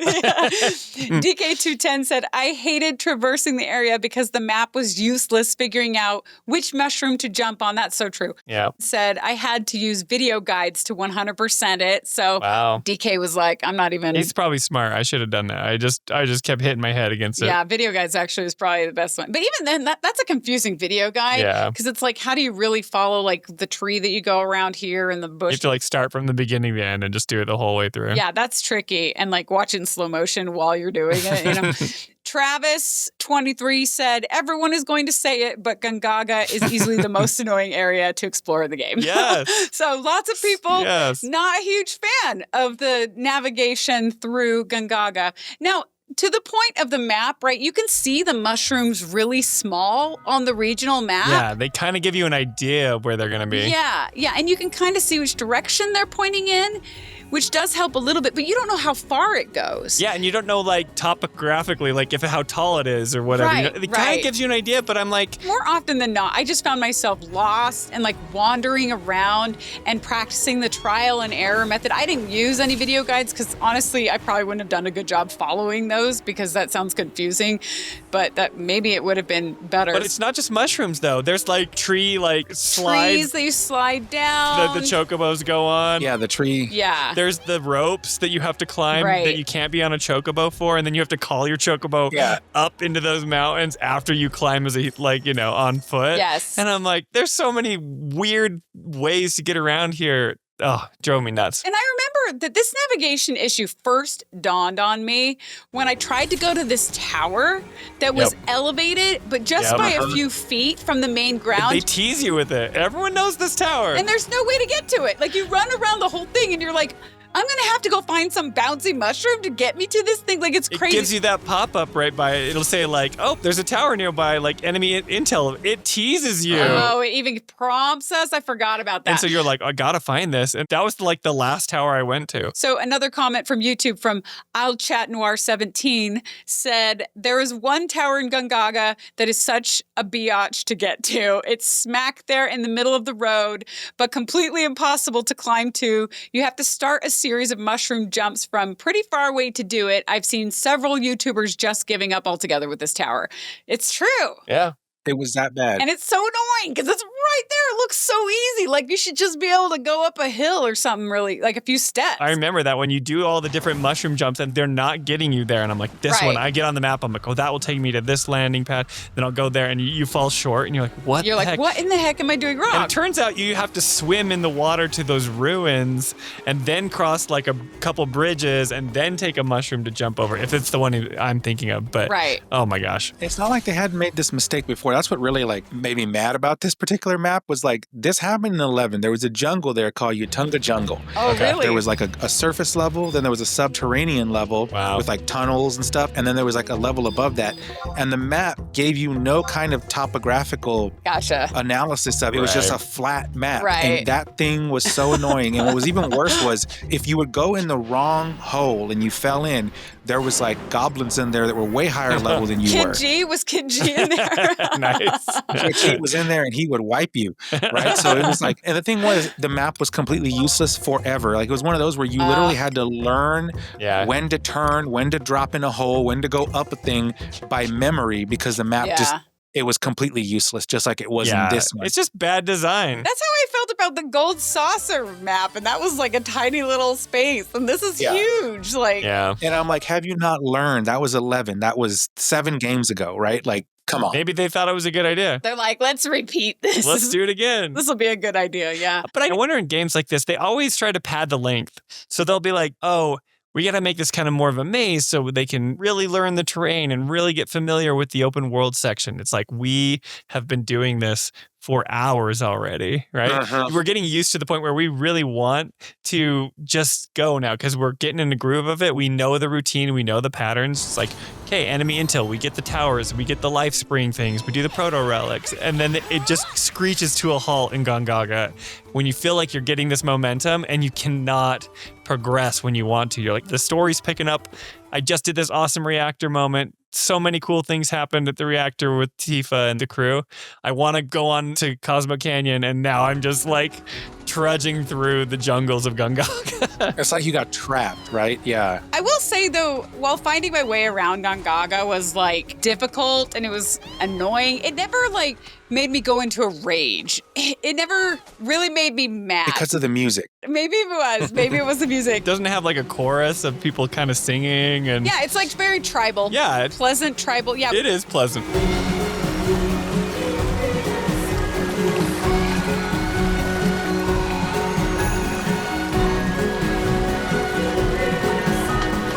It was like the Braveheart music, but different. It's very like native feeling, but like chipper at the same time. I loved it. Yeah, if they had used like the Cactuar minigame music for this region, I would have not survived.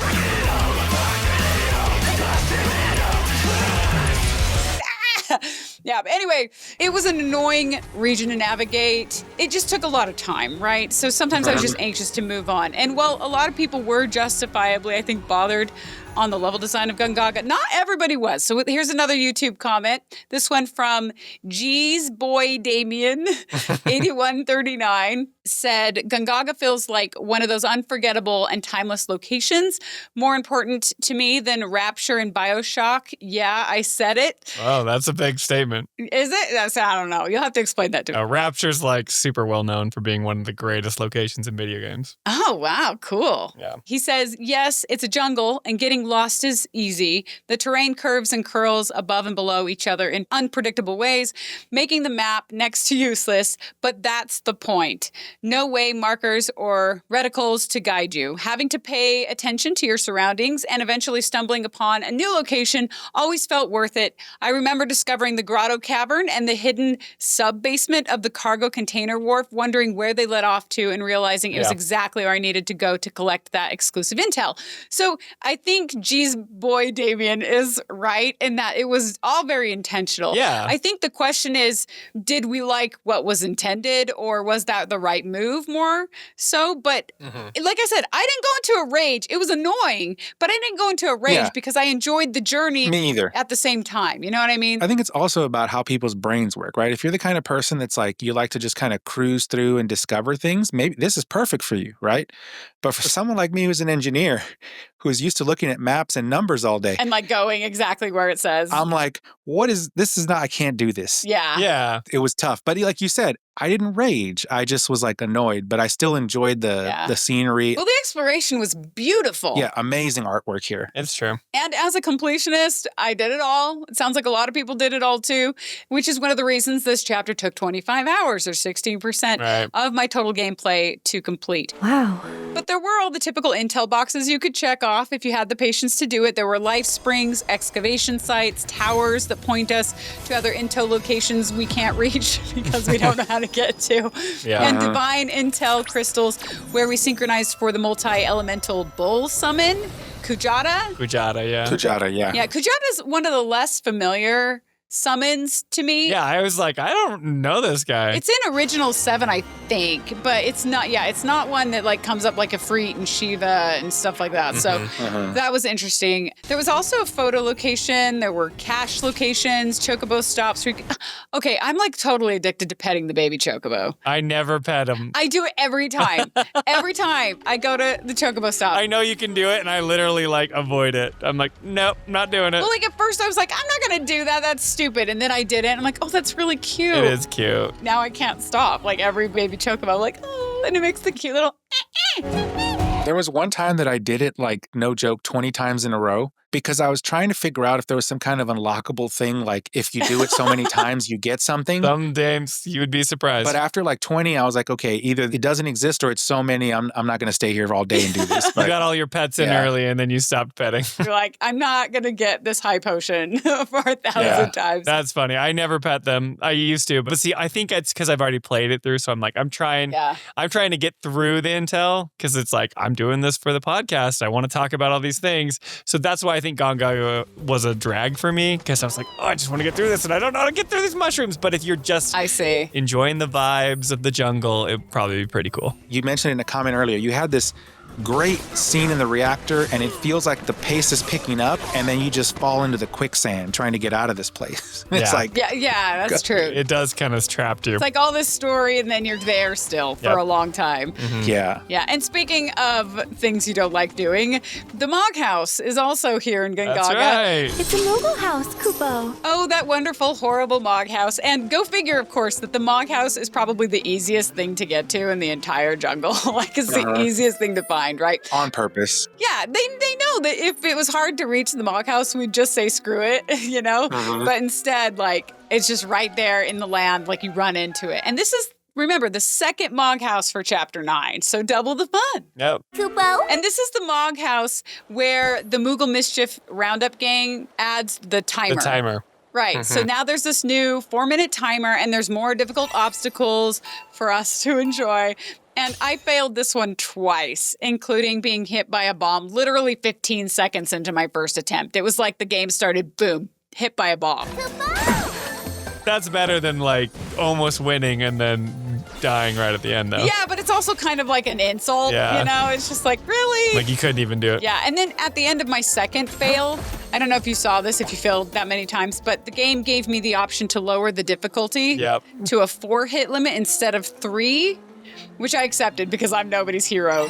And then on that third try, I wrangled the final Moogle with only 28 seconds to spare after being hit 3 times. So I would have had to try yet again if I had not upped my hit limit and changed the difficulty to 4. And in my playthrough notes, I wrote, the Mog House games are annoying to begin with, but by the time they add the timer, I really start to hate them. They are obnoxious. Yeah. So this is when I kind of felt that way. I will proudly say I skipped this one. This is one of those where it's like, I saw that it was there and I was like, you know what? I didn't lose anything in that mod house. I have no reason to go there, and just kept on walking. There you go. And that was it. But it's hard because they give you the ability to purchase the folio books, right? Yeah. And you have to purchase some of those at this one too. But if Ernest is playing on story mode, he's not. Oh, he doesn't really. He's not dying for those skill tree things. He might miss out on some synergy animations, but there's a ton we probably never saw. I know I've missed out on things. My goal is I want to get the level 3 limit breaks, and that's all I want to see. Yeah. You know? So the Mog House, box check, never looking back. Yeah. Except for now, I just did. I lost 3 times as well, and I got to the point where it said, do you want to lower the difficulty? And I said no, and then I beat it on the 3rd try.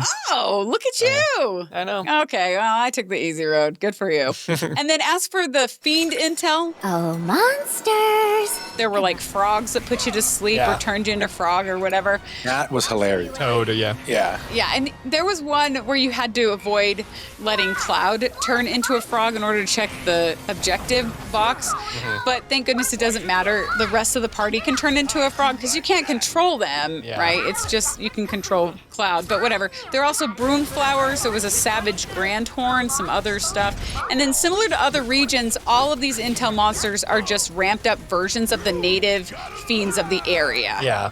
That we've been fighting scattered throughout. Yeah, we've been fighting throughout. And all these fiends that we're fighting are basically reimagined versions of the enemies from original Final Fantasy VII. Cool. Right? So it's all coming full circle here. And this is the region where we also first encounter those egg monsters that do the whole Russian doll thing. They duplicate themselves, Yeah, and that's a staple from Final Fantasy VII Exploration as well, the original game. Yeah. Yeah, and then I have another comment here. This one's from I'll Chat Noir 17 says, also, isn't this the chapter where you get access to the biological intel head case? That challenge is ridiculously hard. Kill the Mind Flayer before the 2 minions off themselves. I swear, this is without a doubt the most frustrating of Chadley's challenges. I couldn't beat it. It's so busted, but the enemy ability is pretty great. I couldn't either. At least at this point. I don't remember if I ever beat it. Because you have to kill the Vardagopolises or whatever, the little 2 wussy monsters after you kill the Mind Flayer. But they self-destruct. Right, they self-destruct and they're weak. I think you have to use stop material. You have to literally stop them. I don't even know. And you have to help make sure your party focuses on the Mind Flayer, but I never did it. I was looking it up a little bit towards the end, but I'm I just can't beat this. Yeah, I don't know if I... Yeah, that was part of Chadley's VR missions. Yeah, and there was one other one that traps your party. It's the 2 monsters. I beat that one. That one was tough. That one is really hard for me too. I can't remember what that was. Yeah, where they encase you in stone. One of these days we'll have to talk about all of these simulator bosses. But the Fiend Intel boss that's worth mentioning here, because like the Tomberry, it's one of the classic Final Fantasy monsters that we see in just about every main title, dating all the way back to Final Fantasy II, is the Marlboro. Yeah, right? it's good. It's actually a cool fight. For anybody who didn't do this fight, it's the giant man-eating tentacled plant that casts all kinds of horrible debuffs like status effects. And stuff, yeah. Right, bad breath is everything all at once. And I remember when the Marlboro showed up at the beginning of Final Fantasy XVI. You remember that? Bloody hell! It looked awesome. It one-shot me, by the way. Oh, did it? I was dead. I walked up to it thinking I'm just going to rock its world, and nope. That was here or in 16? In 16. 16's it one-shot you. Yeah, it's hard. I think you fight it twice. Once as young Clive and then again with Jill. Yeah. But I think Marlboro is one of the most classic, scary bosses ever. It's so Final Fantasy. It's also one of the best scenes in Final Fantasy 15. That looks like a mouth. Is that its face? Oh, yeah. It's a big focus of that game as well. Yeah, when Ignis has his With eyes. Ignis, yeah. That's one of the greatest scenes in the game is right after that. Well, then he should be free to choose. There's more to it than just what he wants. I know full well. I won't ask you to slow down. If I cannot keep up, I will bow out. What says His Majesty? Noct, you are king. One cannot lead by standing still. A king pushes onward, always, accepting the consequences and never looking back. He never saw it coming. Oh! Look out! Let's see how many people get that one. You'd better start taking this seriously. And this Marlboro is not much different than its predecessors, right? So the key is to equip accessories that protect against as many side effects as possible, and then to dodge the bad breath kinds of attacks. And this fight actually took me 2 tries. The first was more experimental, like let's see how he does, and it's just like guns blazing for fun. And Barret and Cloud were both turned into frogs and chewed up by the giant plant Audrey 2 look-alike. And then Cloud was petrified while he was in the air. Have you seen that happen? No. They actually just like sit in the air, which is It's like cool, but terrifying. yeah, it's kind of cool. And multiple other status effects hit my party like crazy. And so then in the second try, I optimized my materia and accessories against the status effects as much as possible. You actually can't do it a whole lot at this point in the game. Yeah, it's like weak to ice. Yeah. So then you hit it with what it's weak to. And then also, I was just more careful about my character's physical position in relation to it, because that's really what it is. It's bad status effects, breath stuff, like only hits a certain area around it. So you just try to, I would character switch and get the characters out of the way is what I was trying to do. Yeah, you got to get out of the AoE, And Barret was swallowed still, because they can do that too, right? Yeah. In multiple games. But I did beat it in my second try. Yeah, the way I beat it on hard mode is that I used Aerith, and so I would her arcane ward, not only does it shoot 2 spells if you're standing in it, but I ran to the outskirts of the level and I'd place the ward down there, and then I would run and fight, in different places, and then you'd teleport back to it way far away from the Marlboro, and then I had ice ready. I'd had Blizzaga, the hardest hitting one, and so I would wait, because you have to wait till it's doing its breath thing. That's when you can pressure it, when you hit it with its weakness, and I'd hit her twice with that. But there's another phase, once you break it down, then all of a sudden it just starts spewing out spores over the entire map, and then everyone gets poisoned and your life just keeps dropping. Anyway, I got to the point where I got through it, but it was really tricky at first. I think I died twice as well, and then on the third time I got it. And then, of course, there's the Proto-Relic intel, which is the second round of Proto-Relic quests in this chapter, following, of course, Kid G and his random cactuar extravaganzas. But for this Proto-Relic, we need to visit 4 different hidden Turk training facilities across the region, where we participate in simulated Turk training drills, I guess is what they are. Which it is funny that you have to go from facility to facility since they're simulations. Yeah, but they talk about it being a one-off. You can't do it. They mention it. Yeah. So you would think otherwise that you could just knock them all out from the same computer system location or whatever. But to your point, the developers knew that we would catch on to that, so they wrote in this quick fix dialogue exchange between Yuffie and Chadley that I don't buy at all. You have to go across the world to find all the different ones. Yeah, they say it's an energy saving measure. Why do they need more than one? Previously, each unit had a facility reserved for them alone, but as an energy-saving measure, they can now only be used one at a time, and in order. One at a time? Cheapskates. So we're going to build 3 of them or 4 different, these giant underground training facilities. Since when did Shinra try to save energy? That's not a Shinra thing. Whatever. It's a side quest. The last one had a 1990s thug goblin with high tops in it, so it is what it is. Whatever. Air Max 95. Air Max 95. Yes, there you go. Now, in this one, Chadley makes us fake Turk IDs at the first training facility, and then we're basically just thrown into Shinra, combat simulations where we fight a bunch of monsters in order to capture an insurrection leader. This is the first one, right? We're supposed to fight monsters to capture an insurrection leader who's upset that Shinra stole his hometown or something. It makes no sense that what we're doing. Yeah, it's kind of Barret's story, actually, but only loosely. But the fights themselves are pretty easy, and you're fighting monsters to... Yeah, that's my point. It's there's no connection. It's they set up this story that this is the intel and this is what's going down, and then you fight some elfin swords. It's just Chadley's simulator, basically, and you fight some monsters. And at the end, they're great job. Yeah. You succeeded on your mission. Yeah, and then what does it have to do with the Proto-Relic, too? There's not a lot of connection there. So apparently Chadley says that this Proto-Relic has been digitized. Proto-Relic has been digitized and stored within the simulation. Can we get it out? Without more data, I can't say for certain. And we have to continue from training facility to training facility so that Chadley can collect enough data to get it out, which is all totally ridiculous. It's all dumb. But it's also par for the course. I have about had it with ChatGPT at this point. I am tired of it. Nice. He needs to go. And then his counterpart over there, Mai, that's no better. Oh, Mai's worse. Yeah, she's worse. Yeah. On Chadley's behalf, allow me to express my gratitude. Mine. I must insist that you not put words in my mouth. It's because imperfect, stupid AI made something more imperfect. Stupid. And then there is an interesting conversation between Aerith and Yuffie at this first training facility. It's Shinra's own fault everyone hates them. What goes around comes around. As it should. I guess, but the problem is that not everyone in Shinra is bad.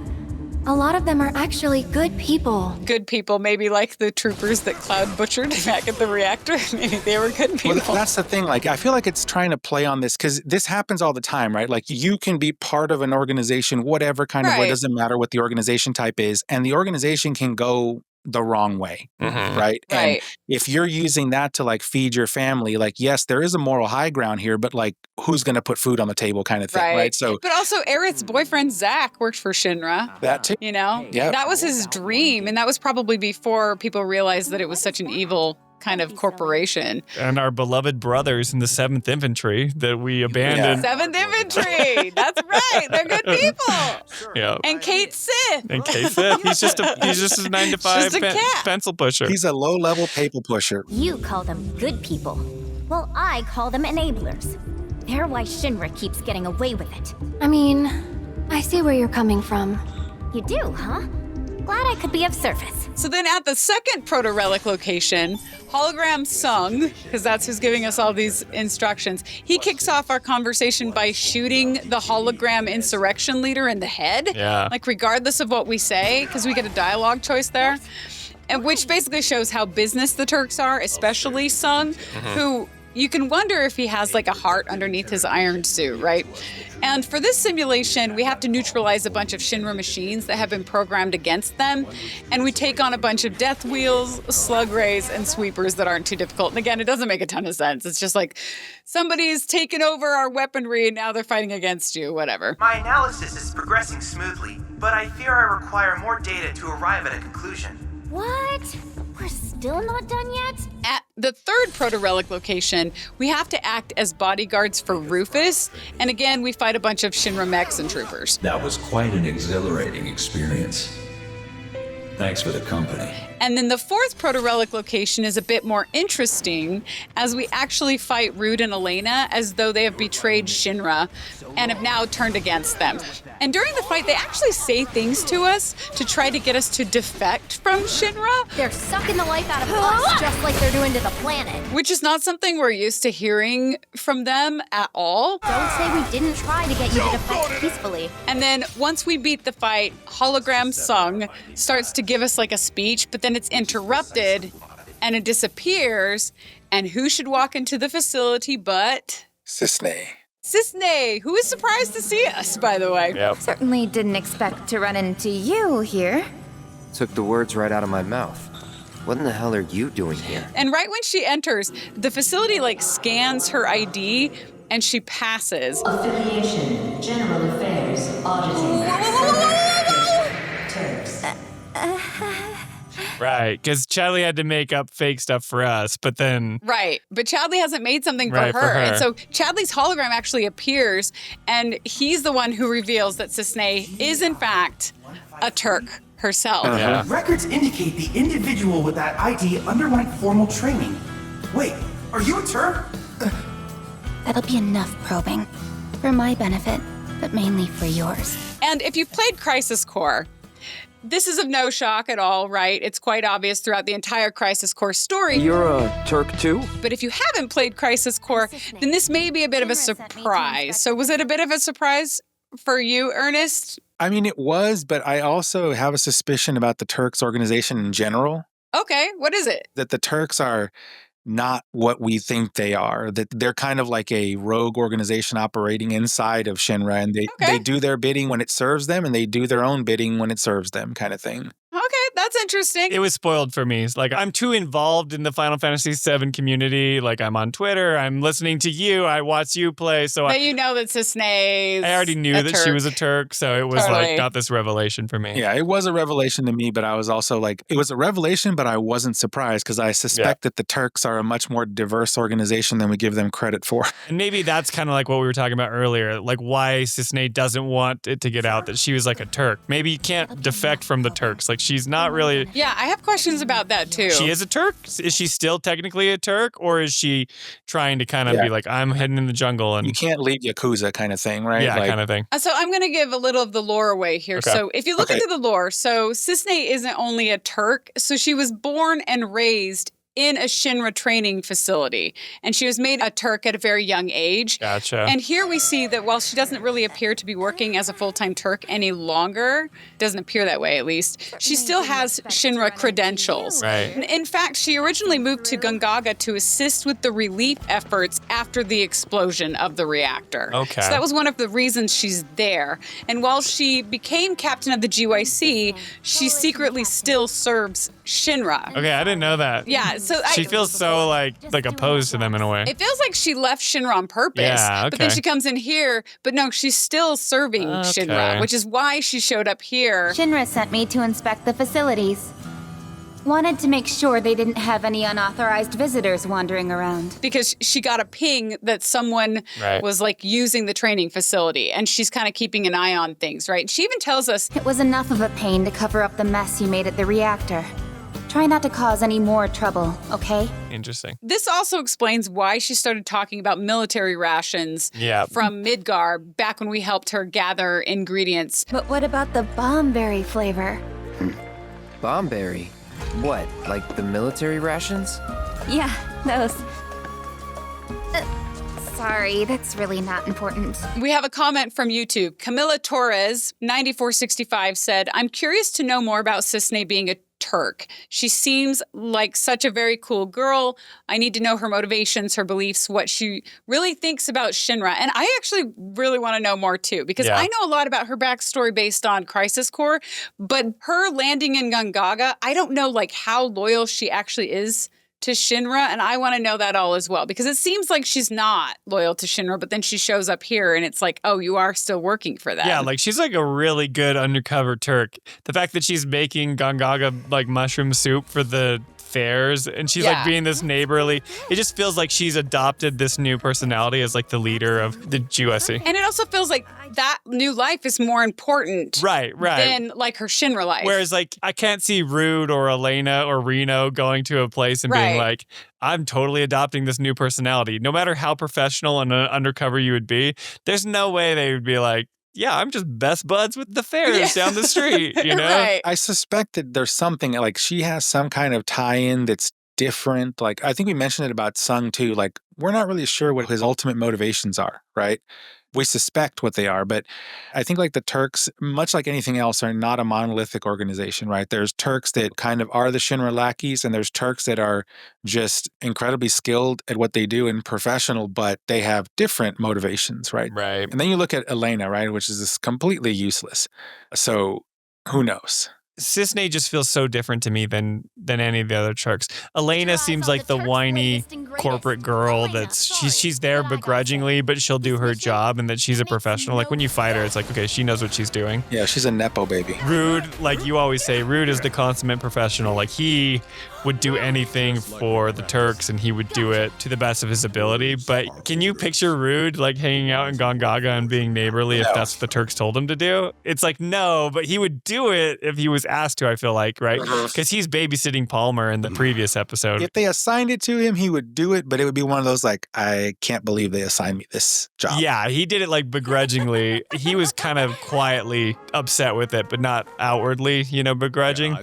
But Elaine is like, why are we doing this? Oh, this is the worst, right? Whereas like, I think Reno, he's kind of got that snarky, he would comment about it and talk about how it's not good. But Cissnei just feels like a kind-hearted person. So it's interesting that she's involved with the Turks. Maybe she's this kind-hearted nature, but then they caught her at a young age, so that's why she's still doing it for him. There's definitely more to her than meets the eye. Yeah, Cissnei is an interesting character to me because she appears to be sincere and like wanting to do the right thing, but at the same time, she doesn't like cut ties with the devil, which is interesting, especially if she knows that they're the devil at this point.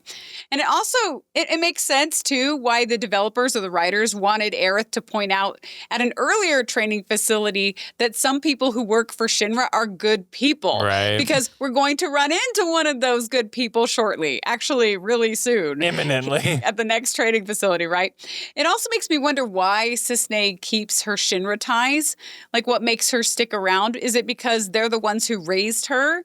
So it's all she knows? Or can she not leave? Maybe she can't leave. Maybe she wants to keep tabs on them, right? While serving the greater good behind their back. I don't know. I wonder what it is. I'm hoping that we'll learn more about her. But I will say that at least now we know that Cissnei is a Turk. It makes all the more sense to us that she might know Cait Sith, too, more personally, because she reacts uniquely to Cait Sith, as we talked about earlier. And, of course, defeating the final simulator fights allows Chadley to break the proto-relic encryption by restoring the data in order to make it take its physical form. Translation? The potential applications are practically limitless.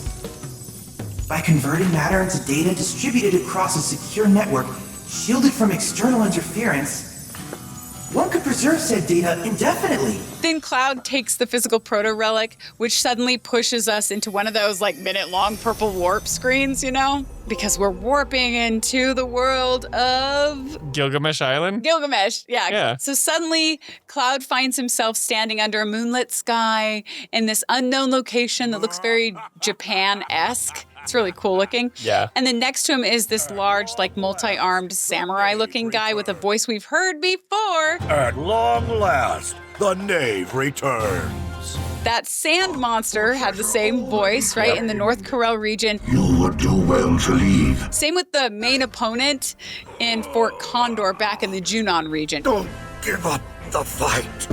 Because all of these little pop-up characters are all remnants of that very popular character who shows up in almost every Final Fantasy game, which is Gilgamesh. In victory shall I revel. Is this the first time we teleport to his island? No, it's the third. But this is the first time that Chadley joins us. Yeah, this is the first time Chadley actually joins us. And I did want to talk about the voice actor. So Ernest mentioned something in our part 1 discussion about the voice actor for Gilgamesh, and he's excellent. He's awesome. Really, really good. Great at being authentic. He has a great voice timbre. He has great comedic delivery. I'm really impressed with the Gilgamesh voice actor. So I decided to look him up and see who he is, as I often do, because I'm a filmmaker and this stuff is important to me. And there's no way I'm going to say his name correctly, but the actor's name is Keith Sarabajka. Sarabajka. It's spelled Sarabajka. Wow. So, you know. Sarabajka. Excuse you. It's like Polish? Yeah. Okay. Now, I'm probably butchering it too, but I think I got a little bit closer. Well, you couldn't get any further away, so thank you for that. But his profile picture on IMDb is pretty funny, too. It's almost like he's mocking profile pictures because it's just like this creepy screenshot that doesn't even fit the frame of IMDb, so you can't even see his face in it. Anyway, whatever. Oh, really? Yeah. Usually you'll see a bunch of like headshots, like Hollywood headshots of the actor with different facial expressions, you know. That's common in the industry. But anyway, so I thought that was unique. I went and looked him up right away, too, because as soon as I heard the voice, I recognized it. Now, I misattributed it to a certain thing, but it was within the same franchise. So that's interesting. Okay. So when I looked him up, I'll tell you, like, Keith seems to have a supporting role in all the main video game titles. We're talking all of them, like World of Warcraft, Halo, Elder Scrolls, Star Wars, Batman, Metal Gear Solid, Ninja Turtles, Call of Duty, Spider-Man. He's in all of it. He's all over the place. And then as far as Final Fantasy goes, it looks like he's been voicing the Gilgamesh character in multiple, like, more obscure titles since Dissidia in 2011. Wow. Whoa, that's a huge sword. And then he also did, like, Type 0. Who am I? I don't know. I don't know. I don't know. Mobius. I am the special collab guest that everyone's been waiting forever to meet. You may call me... You're Gilgamesh. Huh? Really?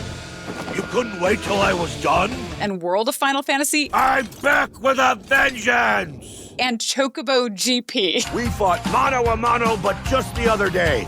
You there, you do Chocobos, remember, don't you? And I haven't played any of these, so... I have Chocobo GP. I can see right here on my shelf. Really? Yep. I don't know anything about that game. I need to look these up. It's like the Mario Kart, right? It's Mario Kart, Oh, yeah. is that Chocobo Racing? Yeah, basically. Yeah. Okay.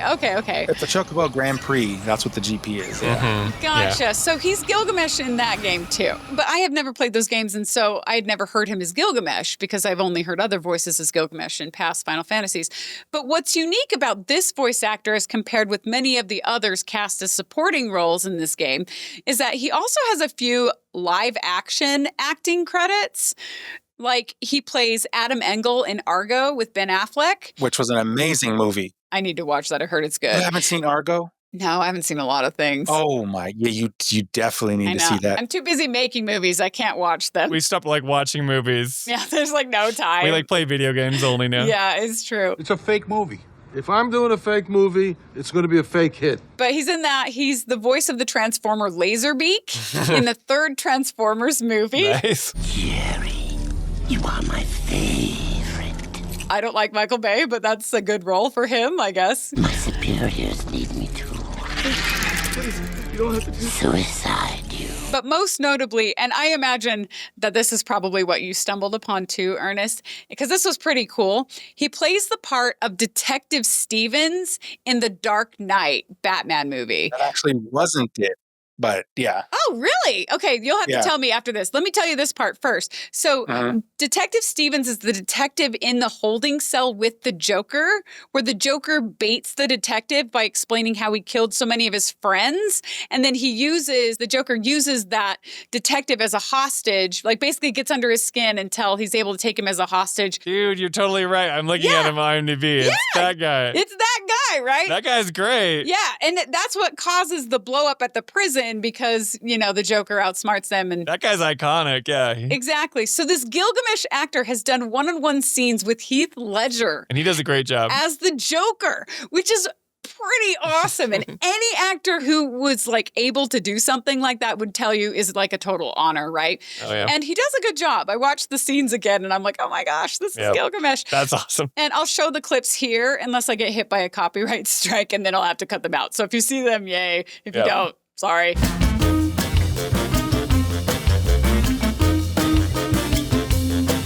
But good job to Square Enix, I think, for picking a solid voice actor for this character. We hear again and again and again throughout this game. So again, they're taking advantage of a really talented actor, like they did with Johnny, right? Yeah. With Yuri Lowenthal. Johnny's a wild beast that can't be tamed. Ernest, then what was the role that you saw him in?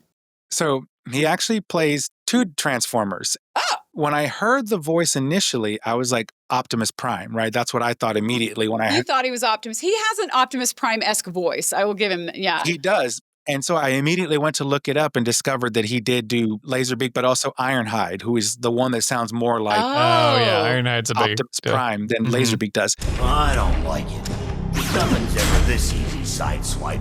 That's interesting. You're like, this has a Transformers voice. A very specific one, right? It turns out he has two. He's really good. Yeah. Really good. Yeah. So I was impressed with him.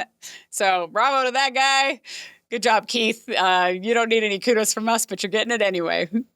All right. So anyway, when Cloud suddenly arrives in what appears to be Gilgamesh Island or Gilgamesh's land, then Gilgamesh starts giving this dramatic speech that is then interrupted by hologram Chadley. Beneath the moonlight, in victory shall I revel. My Genji! Interlock who also appears there. Because he used that digitized proto-relic to reverse engineer himself into the Gilgamesh. Something like that. Teleportation, whatever. After analyzing the phenomena associated with your sudden disappearance, I was able to devise a way in which to join you virtually. And Gilgamesh doesn't know what the word virtually means. Virtually. Ah! No matter! Be gone, foul conjurer, or I shall make this place your grave. And he tells him to leave or die. But Chadley's like too interested in the setting around him to pay any attention to this threat from Gilgamesh. And he ends up like just introducing himself to Gilgamesh instead. And Gilgamesh doesn't like that. And he goes into a bit of a stomping tantrum. Such impudence! A wanton display of disrespect! And he tries to then slash hologram Chadley multiple times, which wakes Chadley up. Why would it scare Chadley? He's a hologram. He's a hologram. I don't know. This was weird to me, but whatever. He's also kind of a wimp, so it kind of makes sense that, I don't know, maybe, I don't get it. But he starts running away screaming like a 5-year-old girl. This will not stand! But then, Chadley runs behind Cloud, who blocks Gilgamesh's, final swipe with the sword. And then we teleport back through this, 10-minute purple animation. It's not 10 minutes, but it feels so long to me. Yeah, the PS5's SSD is not really doing it on those ones. The whole pitch of the new consoles are like, it'll be so quick. It feels like an epically long loading screen.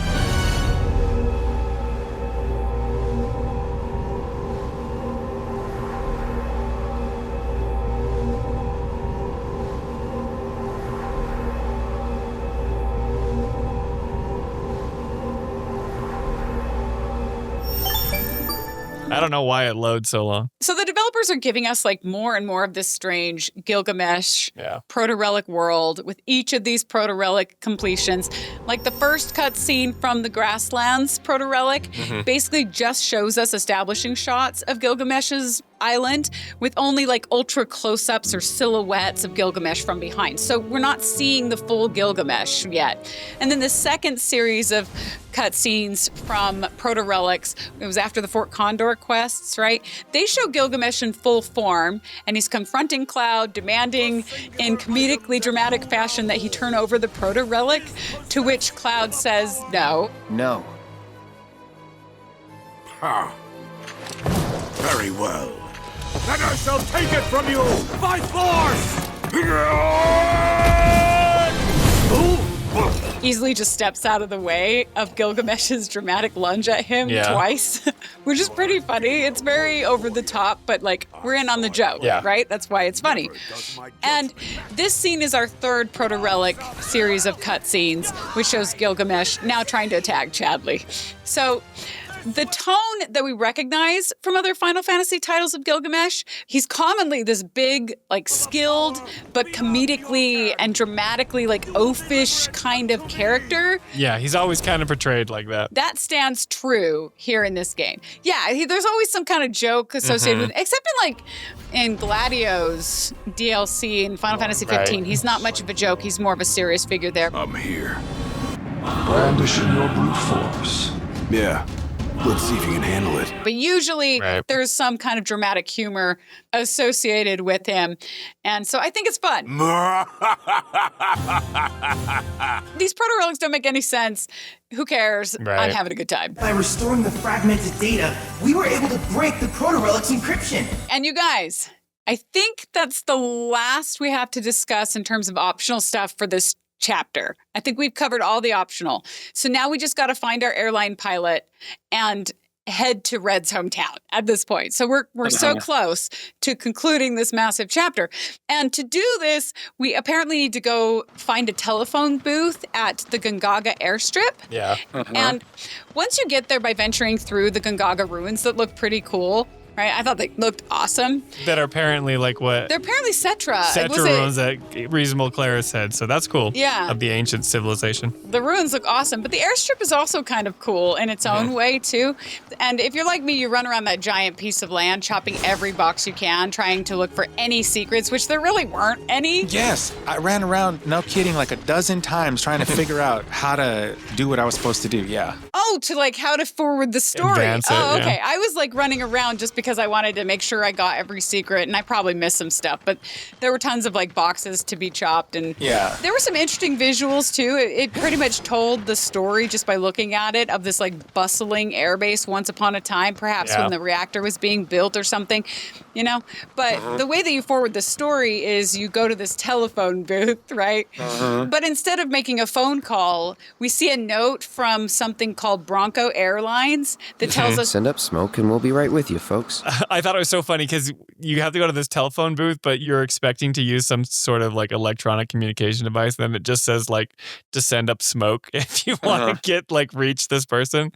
And all I can think of like, is he just like perched on a mountain somewhere looking for the smoke signal to come in? Or how does he know to just like start up the plane and stop what he's doing and, you know, show up? But it works. It doesn't tell you how much time has passed from when you light the fire and you send up the smoke signal when we meet Cid to come down. But it's hilarious that that's how they do it. Yeah, it really is. It was like one of those lighting the beacons of Gondor type thing. Like it was like at some point he'll see it and then he'll come over. Don't you think that would take forever though? We would, right? Yeah. But I can speed things up. Apparently, Yuffie has like a PhD in smoke signals or something, or she thinks she does, because she like kind of belittles Aerith for not knowing anything about them. And then she's like, have you never done smoke? What did she tell her? Something like, how have you not done smoke signals? Something along those lines. We gotta send up smoke.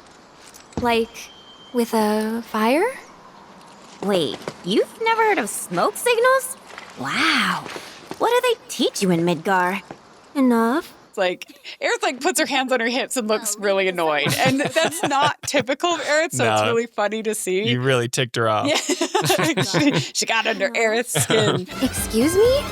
Stow the toad. But Yuffie takes it upon herself then to do the building of this fire for the smoke signals. But when she does that, and no airplane comes right away, then she starts instead like doing arm motions in the air while like yelling for the airplane to come to her. And it's ridiculous. But then like Aerith in the background like starts doing it. Aerith like was scoffing at her at first, but then she jumps in. She's like doing the same thing, right? Yeah. But every indication is that this is a hilarious failure of an additional effort on both of their parts. But then the airplane actually does show up after they're doing the arm motion. Right. So coincidentally, it happens to work, and the airplane appears in the sky and then lands in front of our party. Over here! And once the plane lands, its pilot steps out, and we see Boots to Head, like a panned introduction of who many of us know will be the next member of our party. Where to, folks? Cosmo Canyon, please. You talk? The hell kind of magic trick is this?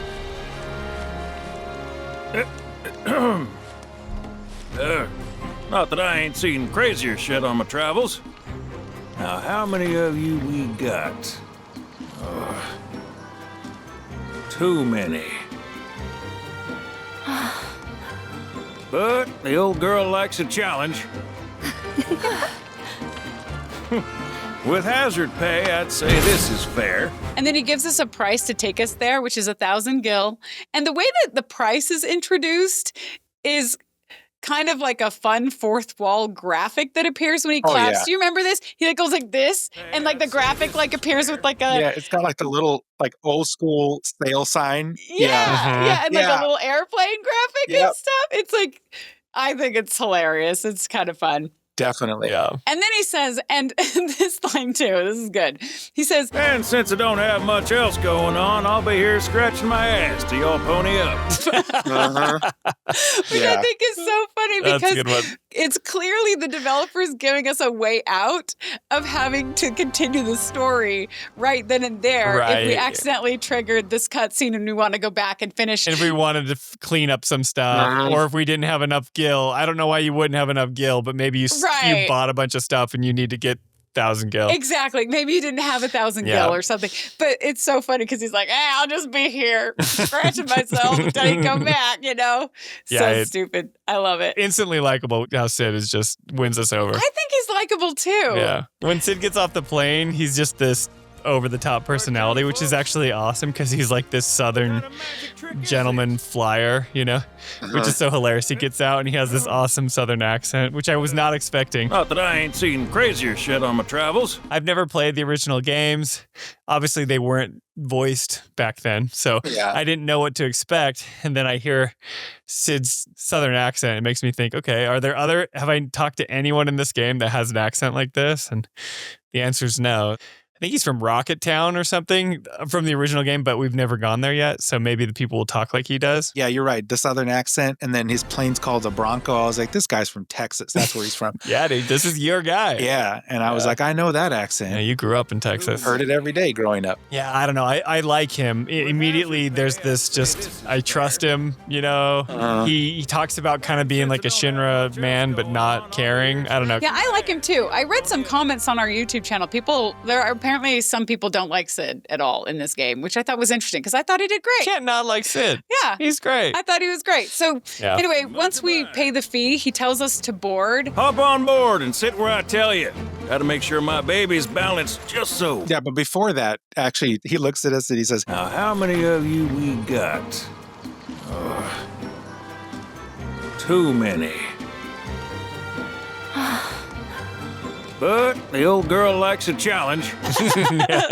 Like loads the plane with everybody. That is good. He's like, whatever, get on board, you know. So he's kind of a reckless guy. He's down for adventure and he's not intimidated by a lot in life. When you get on the plane, you see that Barret's like hunched over with like Red's in his lap or something. No, Red's like behind him. Yeah, they're like huddled up and Red like grabs Barret's shoulders and Barret like winces because his claws are like in him. hit it. Yeah, it's pretty funny. And then when he's taking off, Cid is like looking and he's like, man, I don't think we're gonna make it. He's like, he barely does it. Yeah. But like for him, it's like no big deal, you know, because this is like par for the course for Cid, right? No shit, kid. Who do you think I am? I don't know. Who? President and pilot of Bronco Airlines, Cid Highwind. Pleasure having you aboard. And when the airplane does take off, it also takes off to the sound of like a triumphant version of the Final Fantasy, one of the main Final Fantasy VII themes, which is kind of cool.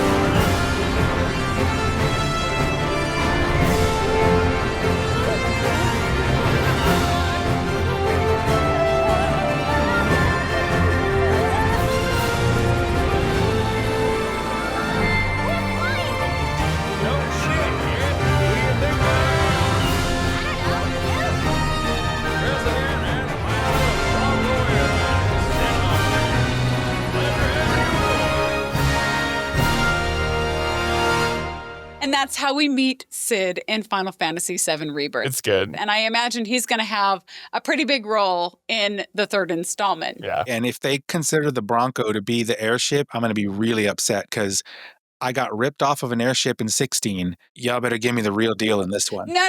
No, there's another one that we're going to get. Because remember, you saw the airship. You saw a airship. When we were in Junon. In Junon, right? An airship, yeah. Yeah. I think that was the Highwind. Yeah. Was it? I think it actually is the airship. Oh, okay. Yeah. Any idea what that is? The Highwind. Shinra's pride and joy. The fastest, most advanced airship in the fleet. Screw the boat. Let's take that. Unless you got a trained crew and piloting skills we don't know about, we're sticking with the boat. So we know it exists. It's also an ever crisis. So, we'll get it. Yeah. But good. By the way, it's important to go back to the original game here because this is not at all how we meet Cid in the original game. Like they changed a bunch in how we meet him. So in original Final Fantasy VII, we meet Cid when we go to a village called Rocket Town that literally has this like giant rusty dud of a rocket that's like kind of tipped over in the middle of the town. And apparently the town is like a former base for Shinra's space program, but the launch of this big rocket was canceled at the last minute. Palmer's washed up. Yeah, it's Palmer's space program, right? Yeah. It actually does explain that. So I had forgotten about that when we played Palmer in Rebirth, but now I recall. So this launch of the big rocket was canceled apparently at the last minute years ago after there was this whole like kerfuffle where a choice had to be made between preserving someone's life or going through with the rocket launch.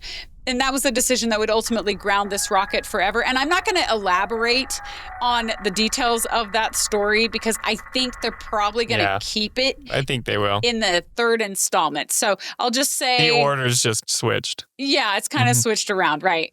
But it's also apparently the reason why Shinra's space program was put on hiatus and why Palmer has nothing better to do than pass out flyers now in Rebirth, right? So the rocket never launched.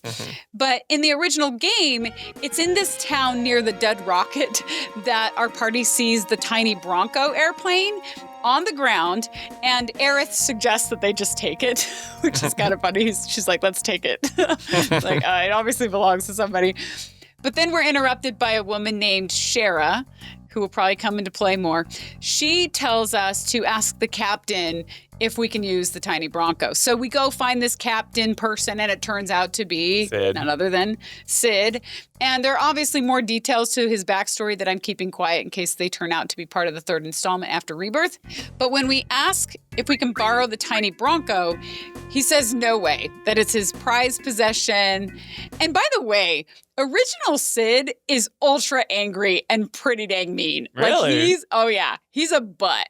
And like, he's a bit of a chauvinist too. Like he's not a nice person and he's angry, but he's hilarious because of that anger. Like it makes me laugh. But then Palmer actually comes to the town. Oh, okay. And he tries to take the tiny Bronco for Shinra. I guess they want to use it. And so we actually fight Palmer for the tiny Bronco. Interesting. And I cannot believe I did not remember this during our Chapter 8 conversation. Yeah, where we fight Palmer. But during the fight with Palmer, he actually turns around and he shakes his butt at us multiple times. In the original? In the original game. Wow. In the original game, just like he does in that like Neener move from Chapter 8. It's from the original game. It's another carryover. There's so many of them. Another moment where I was like, Cloud, give me the 22. We're going to take care of this. Nice. I'll shoot him from over here. I'm not even, no problem. Someone needs a spanking. And then this fight with Palmer ends with this random Shinra truck appearing out of nowhere, and it hits Palmer. Nice. And then our party jumps on the tiny Bronco. So and then they get out of there. Because he doesn't have a health bar when you're fighting him. And so you're like, how does this end? But a truck like comes and hits. It's very weird. Okay. Right? And then our party jumps on the tiny Bronco. It takes off. It's flying low enough to the ground that then Cid sees it and he just runs and jumps on it while it's flying low to the ground. But then Shinra that's in the town starts shooting at us. They hit the plane's tail and it goes down into the ocean and we can only use it as a boat for a while. Okay, interesting. That's how the introduction of Cid goes down in Original 7. And that's how Cid actually joins our party too, which again is completely different, although I suspect that they will carry over some of the Rocket Town story over to the third installment. Right, because he hasn't officially joined our party in Rebirth yet, but they're hinting at this guy. Right. And we have a comment from YouTube here as well. This is from Sketch6139 says, I think it's very interesting to consider Cid's new placement in the story, meeting him in between Gongaga and Cosmo Canyon, because that is different, right? I'm going to skip this one sentence in the comment for potential spoilers, but he continues, Cid's backstory seems to have taken a bit of a back seat in the remake as he seems more independent, off doing his own things and not obsessing over the past as much, which he's like in the original. And then he continues, then again, we will have to wait till part 3 when we will presumably actually visit Rocket Town and learn more about Cid and his motivations. Totally agree. Yeah, that's probably right. Yeah. Yeah. I bet they'll flesh it out more. I would agree with that 100%. Okay, then we fade to the final scene of the chapter. We're taken to Hojo's lab at the Shinra building where there's like this shirtless man and he's sitting strapped to a chair under lights and like really sharp needles. And you can tell that those things are meant for experimentation of some sort, right? Yeah. And we catch a glimpse of enough of that man's chin to suspect that we know who he is, but we don't see his whole face. Hojo then stands next to him and he says, I didn't expect to find a willing participant. You are truly a model soldier, my boy. Which is another clue of this man's identity, in case anybody had any questions. And this man moves his head slightly, indicating that he's at least extremely lethargic, although not completely unconscious and not dead. So they're giving us a little bit of hints with the camera work. Speaking of not being in good sorts, Spencer, can you go get the baby? I know people can hear him crying, and I am just so stressed out knowing that he's sad, and hold him. Is that okay? Yeah, I'll go get him. Thank you. Oh, yay, you got him. Oh, hey, little guy. Yeah. I miss you. I'm sorry we've been recording for so long. We're almost done. We're almost there. Okay, so we're in Hojo's lab, and then there's this like drop of liquid that drops out of this giant needle. These giant needles. It's like huge, yeah. Yeah, and it moves quickly downward, and we see the hand of this man like on this chair flinch as though he's like receiving an injection. And these don't look anything like normal medical needles at all. They're like, medical needles are fine tipped and they're the same length all the way across. These are like cone shaped. Like the more deep they go in, like the bigger the wound. Ouch. So then Hojo tells the man, I'd hold still if I were you. We wouldn't want any complications. And then the man actually responds, No, Professor. He's so obedient. So this man is either doing this out of his own will, which I completely doubt, right? Or at least I doubt quite a bit. Or he's either been like coerced. You think so? Or like zombified into compliance somehow. Maybe. No, I think he's doing it out of his own will. You think so? Yeah. Well, okay, Do maybe. we know who it is? Oh, you know what? Yeah, we know who it is. And we know it's Roche, right? It's Roche, dude. He wants to be just like Cloud. I hold you in the highest respect. His obsession, he's like, I'll do anything. That's why. To be like him. That's why. I didn't even think about that. Yeah. That's totally it. So he is being compliant. Dude, he'll be stabbed 1,000,000 times to be just like Cloud. Touche. That's exactly what it is. Yeah. I don't know how I missed that right now, but you're totally right. And then as you watch the scenes, you'll notice how it uses like a lot of dramatic, like diagonal camera angles and really unsaturated colors. And like, it's really high contrast. Yeah. And there's a lot of like dark, foreboding shadows. And this is all to create this like screwed up mad scientist lab feeling, as opposed to like if we were to see a bunch of normal leveled tripod kind of shots with a range of colors, and really bright. It's obviously they're using the cinematics director is clearly using cinematography to really tell this story, right? So he's using the so-called camera to complement the tone and the emotions of the scene. That's right. Oh, sorry, buddy. It makes me sad too. I know. We like Roche. We don't want Roche to get hurt. Oh, I miss my guy. We're almost done. Okay. So then Hojo tells this man, I'm going to give you a special treatment. One that will surely make you into a hero. So that's what you're talking about. Yeah. We see a close-up of the man's terrified, bright, bluish-green Mako eyes. And Hojo monologues, Once, this would have taken years, but now it takes a mere 18 hours. All thanks to me and my singular genius. And then he like raises his arms and he praises his own brilliance for being at the forefront of science. And he kind of does this like slow swaying dance back and forth for a few seconds. So it's just more emotional proof that Hojo is indeed as mad a scientist as they come, right? Yeah. And not only does he put science above the value of human life, or any life for that matter, human or not, he thinks very highly of himself. Mm-hmm. And he has to have his big cackle at the end as well. Yes, yeah, which is such a trope, but you want it at the same time for Hojo. Gotta have that Hojo cackle. And then he lowers his hands and he says to the man, Of course, we pioneers must be ready to do what others are not. And that's when we first get a full out of focus like glance at the face of the man in the chair. And we can see for sure that it's Roche. Okay, yeah. And then Hojo picks up a petri dish with a piece of like purple flesh in it that he calls perfect. And it's got to be like a Genova cells that he's in. It's Genova cells, right? We know it's Genova. It's purple. That's the evil color. And then Hojo goes into like this mad scientist laugh. And the camera pulls back from a close-up of Roche's like in focus space to a wide shot from above where we can see the ominous needles closing in on Roche. And the cinematography is just great here throughout this scene and totally complements it. And I think, to your point, this is all foreboding that we're going to see Roche again, but he's going to be in some kind of different state. Yep. And that, my friends, and my cute little baby, that's the end of Chapter 9. Oh, Oh, now can I hug my baby? Get yourself a baby, guys. I promise this rules. And that, my friends, is the end of Chapter 9, which, let me emphasize, I know we're going long on these chapters, and that probably won't change much in the future, except some of the chapters are thankfully shorter. But this chapter was 25 hours long. I say it over and over again, so, what could we do? And I'll just say, in summary, that this chapter was fun. It was interesting to me.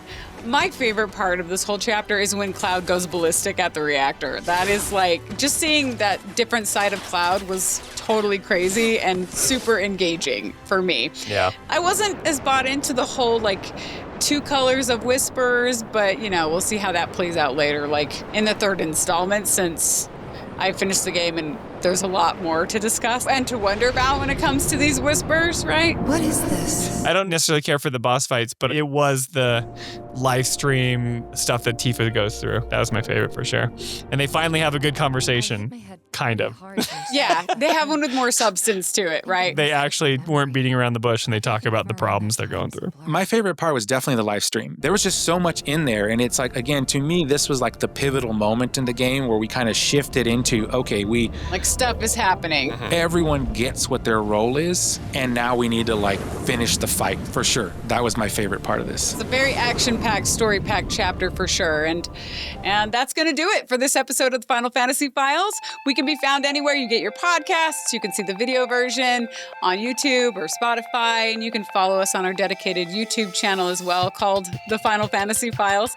And you can also lend your support by leaving a like and a comment. We've been blessed to have grown decently since recording the last chapter, which has been a huge blessing. That's very cool, very flattering to watch, and all of the community engagement has meant a lot to us. And again, special thanks to those from our YouTube community who shared opinions for this episode. I think that added a lot, and I actually look forward to doing that again for future chapters. Absolutely. Please give us a like, subscribe to our channel if you aren't already. And also, if you use social media in general, we're everywhere you are. So whether it's X/Twitter, whether it's Instagram, Facebook, we're on Audible now if you listen to podcasts through Audible. And also, if you have friends who are also into Final Fantasy VII, or just Final Fantasy in general, let them know about our podcast. Maybe they'll enjoy the content as much as you do. That's right. And with that, walk tall, my friends. And may the flames of the phoenix simmer low so you don't burn your Gongaga mushroom soup. See you later, guys. It's been real fun. Bye.